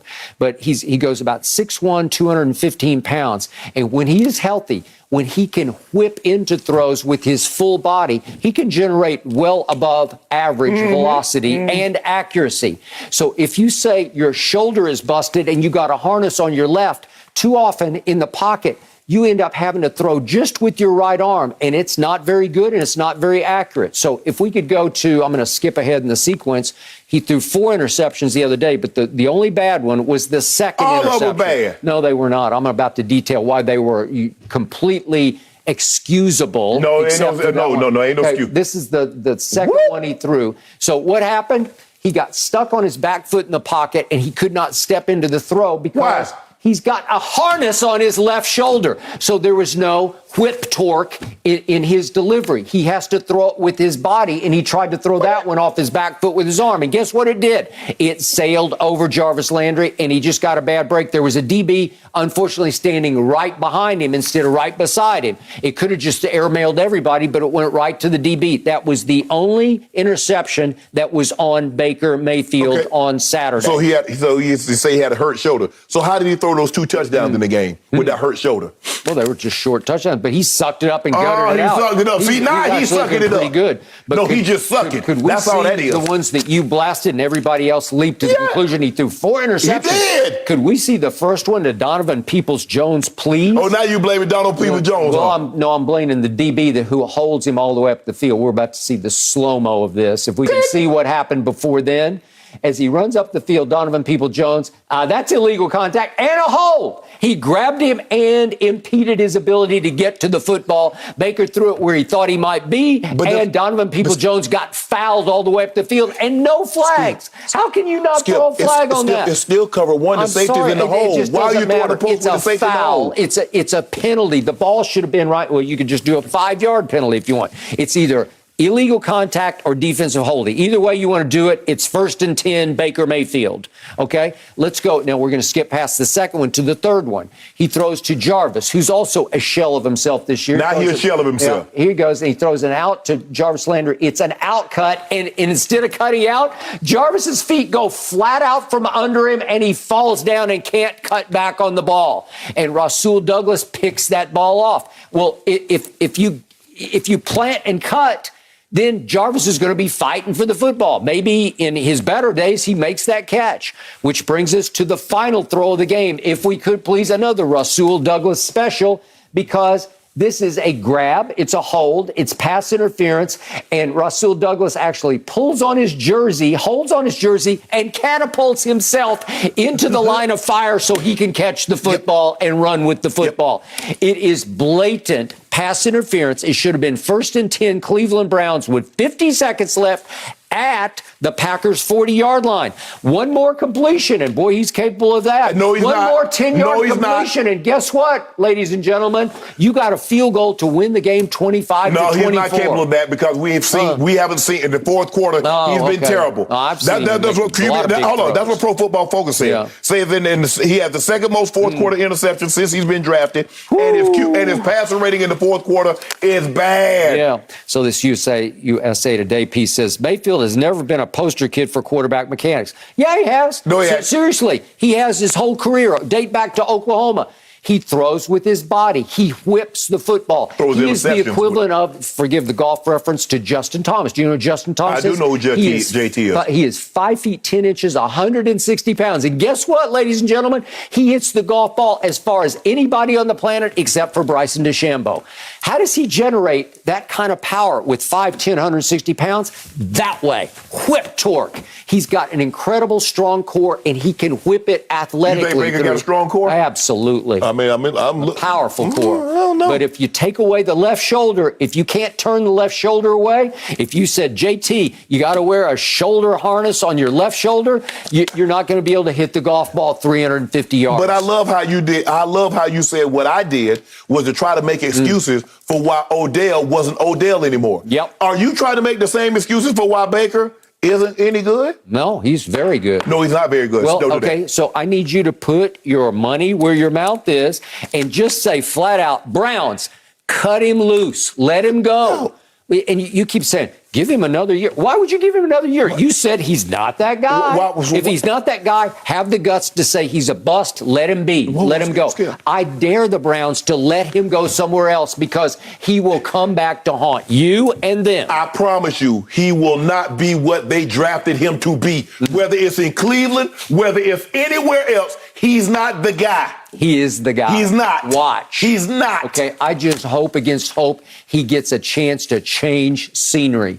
Let him They're go. hoping that too. Yeah, they're hoping Russell Wilson want to come there. They really do. Okay, you can have Russell Wilson. You can have anybody you want, and it's still Cleveland, and it's still the Browns, and I think it's still dysfunctional at the very top. Oh, now you blame it on the dysfunction at the top. Not Baker. You see what you did, Skip Bayless. Now, first of all, it went from Odell, Jarvis is washed up, Peoples-Jones can't catch, all the way to the front office for why Baker is average. Well, why would you do that? I'm putting my money where my mouth is. Just give him a shot somewhere else. Please let him be. Let him go. Let him play somewhere else. Let him go after he done messed up our franchise for 4 years. Now you just want us to just set him free. I would. Because I ain't worried about it. Hey, Pittsburgh, y'all want him? Well, in your way of thinking, why would you waste a whole nother year on him? That's what I'm saying, Skip. I'll let him go. I ain't worried about him coming back to hurt but you've been saying give him a fifth year to prove himself. I'm saying I would not give him a contract extension. Okay. I'm not giving him Josh Allen money. Okay, well, if you're right about that. Hell, he ain't even Woody Allen. Okay, cut him loose. Okay. Cut him loose. Skip, you make it seem like if we cut him loose, he's gonna go from what Tom Brady was at New England and go to Tampa. I don't think Cleveland Browns are worried about that. Well, then they should be. I'm here. Why? I'm telling you why, because I have seen long stretches of franchise No, you have not seen that. I saw a whole rookie year. I saw a whole and last a whole year. rookie nothing. Well, then why didn't they make the playoffs? Well, if he was playing so great, why didn't they make the playoffs? The head coach wouldn't even start it. Okay, they got to do with it. Sometimes your quarterback can outplay you. Okay, why did they make the playoffs last year and win a playoff game at Pittsburgh when Pittsburgh was riding high on defense? Chubb. Yeah. You saw Chubb, what Chubb was doing on Saturday? Wait, in that playoff game at Pittsburgh, Baker threw for 300 yards and 3 touchdowns. Well, you going to tell me Ben going to turn the ball over 6 times? Yeah. First snap of the game, what happened, Skip? Yeah.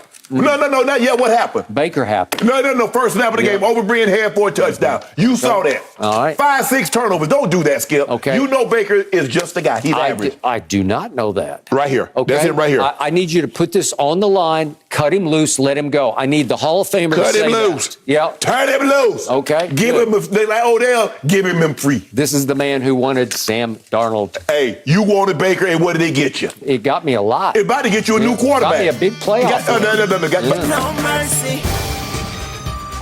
Sunday, the race for the playoffs continue on Fox with a huge doubleheader. It's a full slate of games with playoff implications highlighted by the Cardinals taking on the Cowboys in America's Game of the Week. Check local listings for the matchups in your area, only on Fox and the Fox Sports app. Now, despite leading by as many as 14, the Lakers fell to the Grizzlies 104-99 last night. Ja Morant finished with 41 points, while LeBron had 37 points in the loss.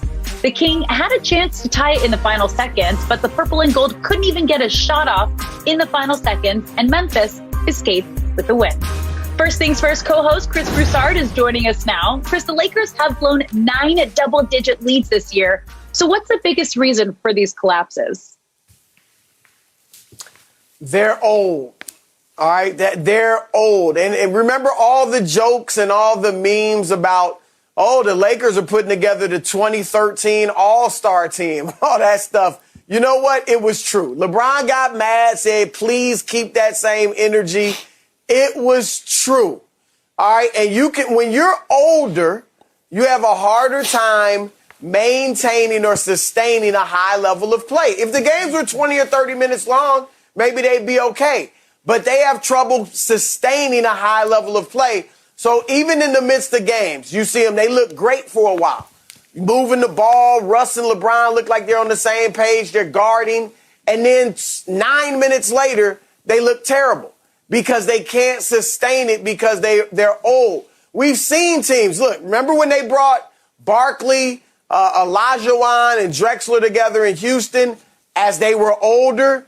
Didn't do nearly what we thought they would. Then they threw in Pippen, and it was the same problem. Remember when Shaq and Kobe, who were young, added Karl Malone and Gary Payton? Yeah, they got to the finals, but they didn't win it. The age. And you can look at the Lakers' issues. Turnovers. All right, now granted, Russ makes a lot of turnovers in general, but his turnover rate now is the highest it's ever been. All right, I think some of that is age and him not being quite as athletic, losing just a smidgen of his athleticism. And so he's trying to play faster and he's got to think more because he doesn't have as much athleticism. So he's making some bad plays. Then their inability to stay in front of people. That obviously is a problem that's due to age. And that is hurting them in these teams making these comebacks. So I think a lot of their problems, you can blame Russ, and there's blame there for sure. You can blame AD being hurt. That is a factor. But their age, Melo, Dwight, even Avery Bradley is older. Wayne Ellington, obviously LeBron.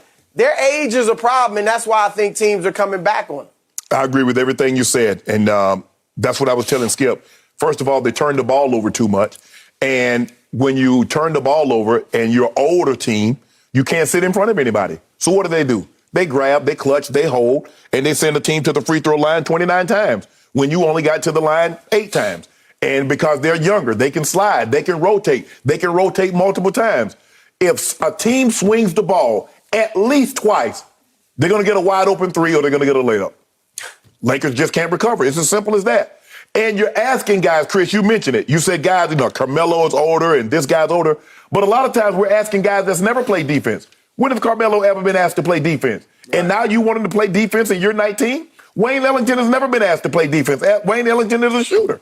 That's what he is. THT has turned into a fouling turnover machine. He's always turned the ball over because, but now it's just gotten out of hand. Russ, the shots, Chris, Skip and I was talking. I've never seen an NBA player miss more dunks and layups than Russ. I mean, I'm talking about point blank at the rim. He's trying these left-handed shots at the rim, blowing them. He missed layup.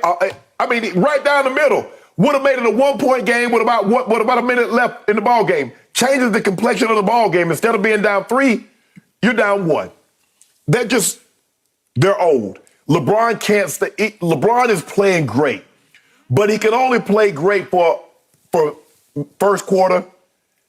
Minimize, says, you know what? Okay, I'm going to try to get everybody that's involved in the second quarter. I'm just going to try to hold on. He came out great last night. The third quarter played great. And then the fourth quarter, you cannot play. He's playing the second most minutes in the NBA behind Fred VanVleet. Fred VanVleet probably 27-28. LeBron's 37. There's no way I don't care what anybody says. The Lakers did not anticipate LeBron James on a Wednesday night in Memphis playing 38 minutes, playing 40 minutes the night before. He's playing entirely too many minutes. Yeah, Chris, even you will attest to this. You had no idea LeBron was going to be playing this great in year 19. The problem is his supporting cast aren't offering him very much. I can't count on Melo to give me consistent play. I can't count on Russ to give me consistent play. AD has been in and out of the lineup, and when AD was in the lineup, everything across the board for AD is down. 3-point, free throw, field goal percentage, points, all that's down. So he wasn't playing great before he got hurt. LeBron has been the consistent. And if he leaves the court, whatever the lead is when he left the court, I guarantee you when he comes back on the court, that lead is not going to be what it was when he left the court. To make a long story short, and I'm sorry, guys, for being long-winded, they're an old, bad team. So you're saying LeBron is playing old great, right? No, old great. See, Skip, if I give you 37, the difference was Ja gave you 41, but Bane gave you 20. Jackson gave you 15. And the rebounding. What Melo gave you Melo missed. Look at what they role players gave you. Okay, but what did Ja give you in the fourth quarter? He only played the last 7.5 minutes. LeBron played the whole fourth quarter, all 12 minutes. But Ja came in and played 7:30 of the fourth quarter. Yes. And what happened in the fourth quarter? Well, he happened. He scored 11 points in 7 minutes, right? Yes. Did he close the game for them? Yes, he did. Right. Okay, so what have I seen so far? I've seen 6 straight games of LeBron James scoring 30-plus points a game. That's astonishing in year 19. Right. They're 1-5 in those 6 games. 9 times this year, LeBron's Lakers, he hasn't been there every time, but 9 times they have blown double-digit leads. They don't have a closer. Who was the closest thing, ironically, to a closer that they've had all year? It's an undrafted rookie out of Oklahoma. The man made one shot. You going to talk about he closed? He made one shot. Remember how many games in a row he started playing the whole fourth quarter? Skip, he made one shot. He can close on both ends. He was giving them energy on both ends. He was stealing the ball on the other end. He was taking the hot scorer and giving him problems on the other end because he's got young legs and he's not afraid of anybody. And he played all the fourth quarter and all the overtime at Dallas. And when push came to shove, he made the shot. Let me ask you a question. If that's the case, why wasn't he doing that when LeBron wasn't there? Why wasn't he closing when LeBron was out? Because they didn't know yet. They did know, Skip. He was starting from day one. He was undrafted. Okay, but he was in game 1. He was on the Chris. Was he not on the floor against Golden State game 1? Was he not on the floor all those times when LeBron went out? Why wasn't he closing when LeBron out? When they had those 26-point and that 19-point lead against OKC, why did he close? He's the only one I trust on the whole team. Well, he should have closed that then. Okay, let's get back to your man, LeBron James. I'm here to tell you, he has never been a closer, and he's not a closer now. Well, he's just not, because last night was a classic case. When you have a 14-point lead with 4 minutes left in the third quarter, you got to close that deal against a team that did not have its best defender, Dylan Brooks, who is a perimeter. He can guard LeBron and bother LeBron more than Kyle Anderson can bother LeBron James. So what happened? LeBron had a hot hand, hottest I've ever seen him from three. He made 8 of 14, and he made his last one with 2 minutes and 48 seconds left, right? Yep. And that cut it to 3 points. And then what happened over the last 2:48? Nothing happened. LeBron didn't happen. He had 2 3-pointers to tie. Well, those are the ones you got to make. You got to make one of those two. Right? Just to make sure I'm hearing you correctly. So Kevin Durant has never blown a 14-point lead. I don't care. We're talking about LeBron But James. I'm saying, but see, what you try to do is, LeBron's not a closer. Mm-hmm. So in other words, no other great player has lost the lead. Somebody's got to close this game. And I'm going to give you, I gave you a break to start the show. Maybe he just runs out of gas. He hits the physical wall where he just so tired-legged that he's dead-legged down the stretch of these games because he played the whole fourth quarter. He played all 12 minutes. Right. And maybe he's just, even on that, if we could see the last play again, it looked like he's just running out of gas to me where he stumbled into the dribble. No, he just slipped. Yeah. Okay, well, it's just, okay, so it's to Malik Monk, and he's got nothing. LeBron couldn't create a three, so he tries to drive. He slips. He falls. He goes up with no plan. He thinks Russ might cut to the basket. Right. You can't trust Russ to do anything. He is wildly unpredictable. They have little to no chemistry in that moment because you got to trust. You got to know. You got to vibe. You got to feel each other. And again, the pass was to the corner. And do you want him taking a three to? Okay, I guess you do, right? Yeah, but here's the thing, Skip. The last game, if you remember, Chris, you remember the last game before Kevin Durant got left? Patty Mills sent the game to overtime, right? Because your role players, at some point in time, you see the fourth quarter, Patty Mills had 14 points. Well, what did I tell you after that game? I will take Patty Mills over Russell Westbrook any day or any night because he's a closer. He's clutch. He's a winning intangible player. That's my point. I got it. Is that your role players got to play a role, right, Chris? Yeah. And Skip, first of all, you're wildly overrating Austin Reeves. I mean, come on. Well, I'm saying it's come to this for your Lakers. He's playing every fourth quarter and every overtime, playing every minute because Frankie V loves him because he gives you fresh legs. It's what you guys are saying. He's not old. Right. He's the only one who's not. And he's smart. Well, and also, I mean, look who else is playing. Stanley Johnson. They just picked him up, but like you said, that's a hardship. Yeah, he's active. Yeah, so they are using these guys. That's just proof that the age is an issue. And even with LeBron, I mean, we all know how great he's playing. We've never seen this late in somebody's career. But if you look at the stats, you'll think, wow, he's playing as great as he ever has. No, because he doesn't do it defensively. Throughout the game, there's times he has to pace himself. You know, he's not impacting the game like he used to. He's playing great, but I'm just saying you can get fooled by the numbers to think he's as good as he was 10 years ago. And he's not. And remember, they're playing at a faster pace than they have in a long time than LeBron usually plays at. So he's getting more possessions. And more of his shots are three-pointers. So those are some reasons that the numbers are up and looking really good, but he's not impacting the game like he did, say, in 2016 or 2017. Yep. So you shouldn't be fooled to think LeBron is still, like, at his best just because the numbers look great. Yeah, give him Kyrie. Give him somebody that can give him 25 on a nightly basis like Kyrie could in 16 and 17 and see what those numbers look like. He handpicked Russell Westbrook. He wanted him. Okay. What do we say? You made your bed. You got to lie in it, right? Well, I'm going to get a new bed then. Okay. You should. You better. No mercy. Don't miss a special airing of All Madden, the documentary, tonight at 8 p.m. Eastern and Pacific on Fox. It's also now available for streaming on ESPN Plus, Peacock, and Tubi. Trust me, you're going to want to check this out. Well, Tom Brady looks better than ever, and it's not going unnoticed by opponents. Before their matchup this weekend, Jets coach Robert Saleh praised TB12, saying that the MVP candidate is, quote, what a coach would look like if he was still had the ability to play. So, Shannon, do you agree with Saleh's assessment? I do. And it's an all-time great compliment, Skip, because Tom Brady knows what his strengths are. He knows what his teammates' strengths are. But he also knows what the opposing team's weaknesses are. And he knows what the opposing team's players' weaknesses are. Mm-hmm. And what he does, he stays in his strength zone and he stays away from his weaknesses. Skip, Tom Brady has played in 316 regular season games. Only 13 coaches in the history has coached that many games. He's played in 45 playoff games. No coaches have even coached that many playoff games. Belichick is first with 43. Coach Shula and Coach Landry has 36. So and that's what does the coach do, Skip?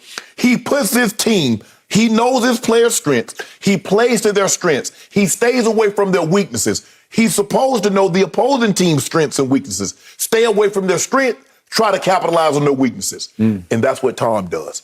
Tom says, this is what I am, this is what I do. This is what my guy's strength is. Let me play. Hey, Chris Godwin, you know what? You're not really that guy that can get down the field. Let's catch a lot of these bubble screens. Let's throw a lot of these shallow crosses. We're gonna have a lot of catches. We're gonna change what you do. Mike Evans, you know what, bro? You're not gonna get 85, 90, 100 catches. But you're gonna be my red zone threat. That's what he does. He understands the game. Skip, when you play 22 years, he's seen the NFL transition to like a more physical, to run the football, to all of a sudden, you started throwing the ball and the incidental contact and all the defensive receiver. So he's seen that transition. He plays to it. He understands it. And so this is a huge compliment because he's like, the guy's a quarterback and he's a coach on the field. I don't know how we get him. Unfortunately, I saw this completely upside down from you. And obviously, Robert Saleh intended zero negativity in this comment. But unwittingly, in my eyes, it was something of an insult because it discounts Brady's physical ability at age 44. He ain't got no physical ability. Okay, that's what you say, and that's offensive to me because he has extreme physical ability. Extreme. He has the sweetest pocket feet I've ever seen, and he still has it. He can generate velocity and accuracy with his arm talent.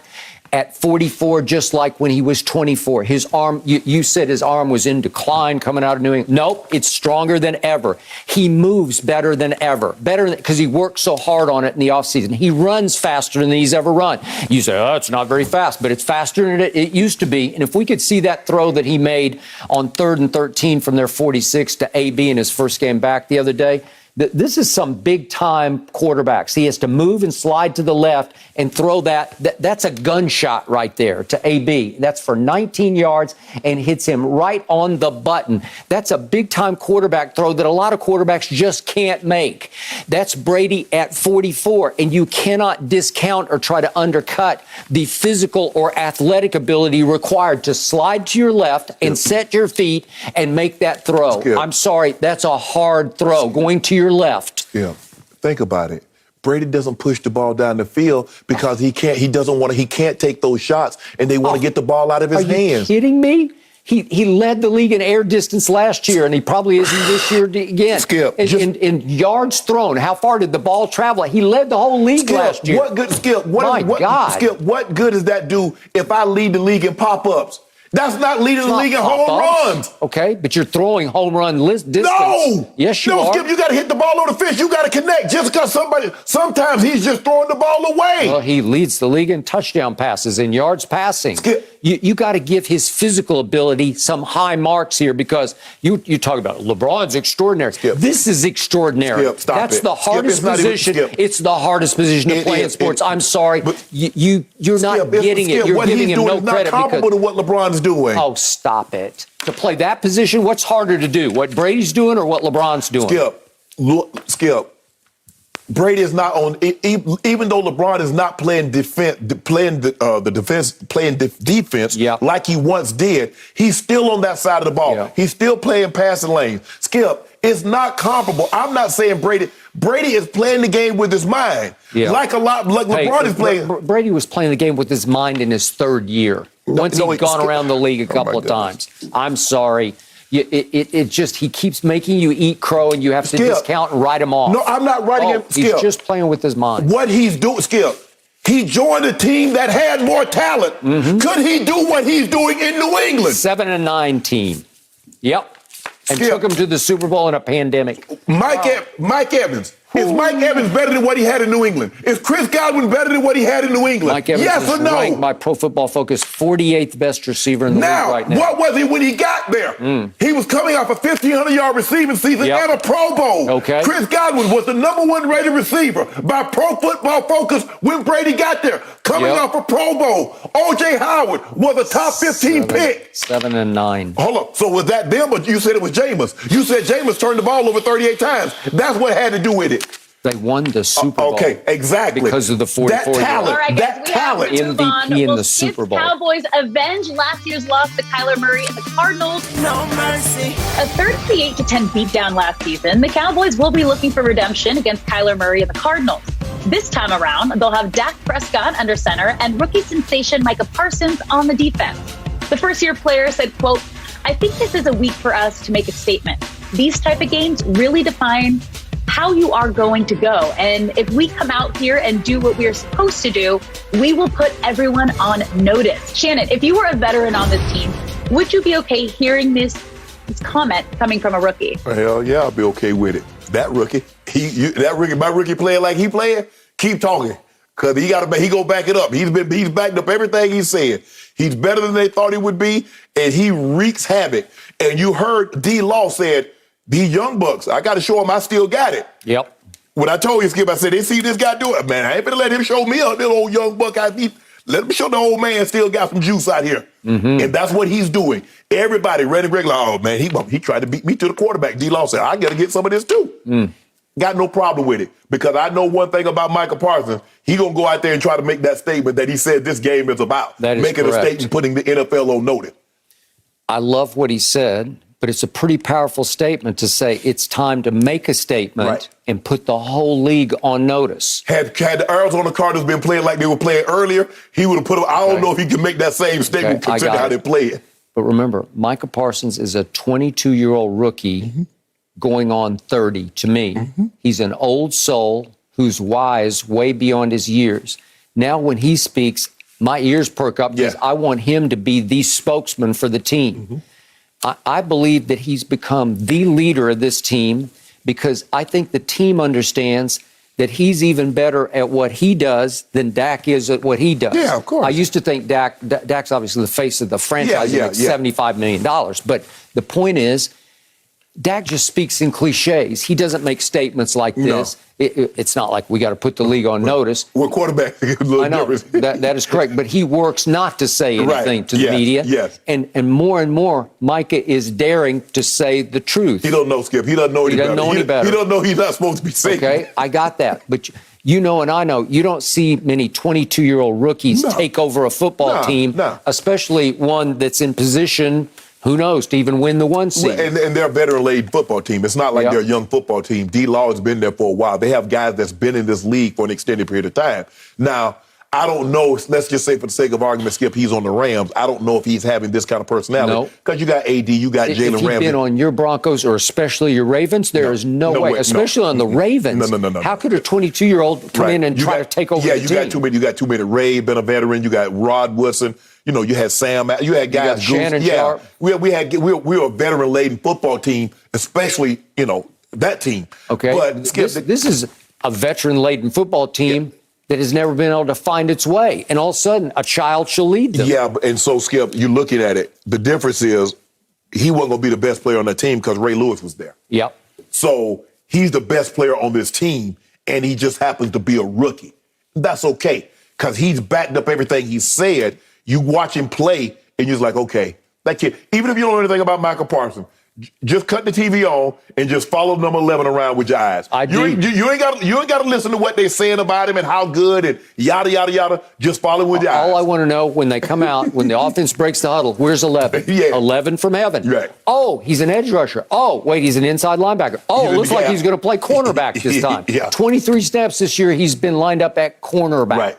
Cornerback? Performance justifies talking. Okay, and in the end, all of the above is why if this team wins out, I think he's got a real shot at winning Defensive Player of the Year. Player of the Year because he has been that valuable to this franchise. Skip, I think it's going to be really, really close. It's not going to be one of those situations where Aaron Donald normally just runs away with it. Yep. Or J.J. Watt, when he was in his prime, was running away with it. Skip. It's going to be somebody's going to get like 25 votes, somebody's going to get 20 votes, and somebody's going to get 5 votes. Yep. It's going to be very, very close because you got a lot of guys. You got T.J. Watt, you got Myles Garrett, you have this kid. Aaron Donald over the last month has been playing out of his mind. He was just voted Defensive Player of the Month.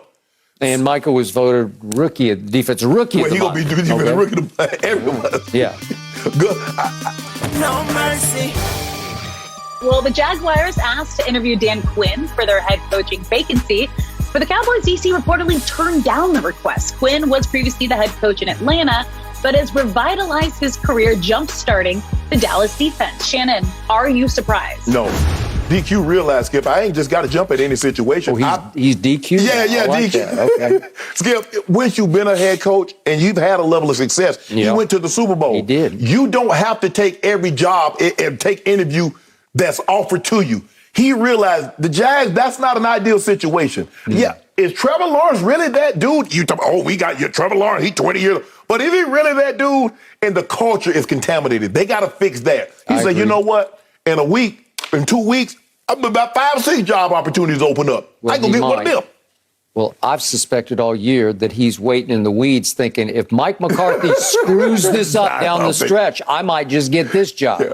He also might be thinking, hey, I could become the highest paid defensive coordinator and get paid like a head coach if this turns into a dynasty here in Dallas, right? Oh, yeah, Skip, they make the playoff, make a deep playoff run, defense plays well. Oh, he can definitely parlay this into $3-4 million a year defensive coordinator job. Yep. But the Broncos job might become available. The Raiders job might. There are other jobs that might become available that's more appeasing than the Jacksonville job, Skip. Well, I'll pitch in a little bit to keep him in Dallas. I bet you would. I bet you would. I just might. You pitch in a little bit to get Mike McCarthy up out of there. I would do that also. Thank you.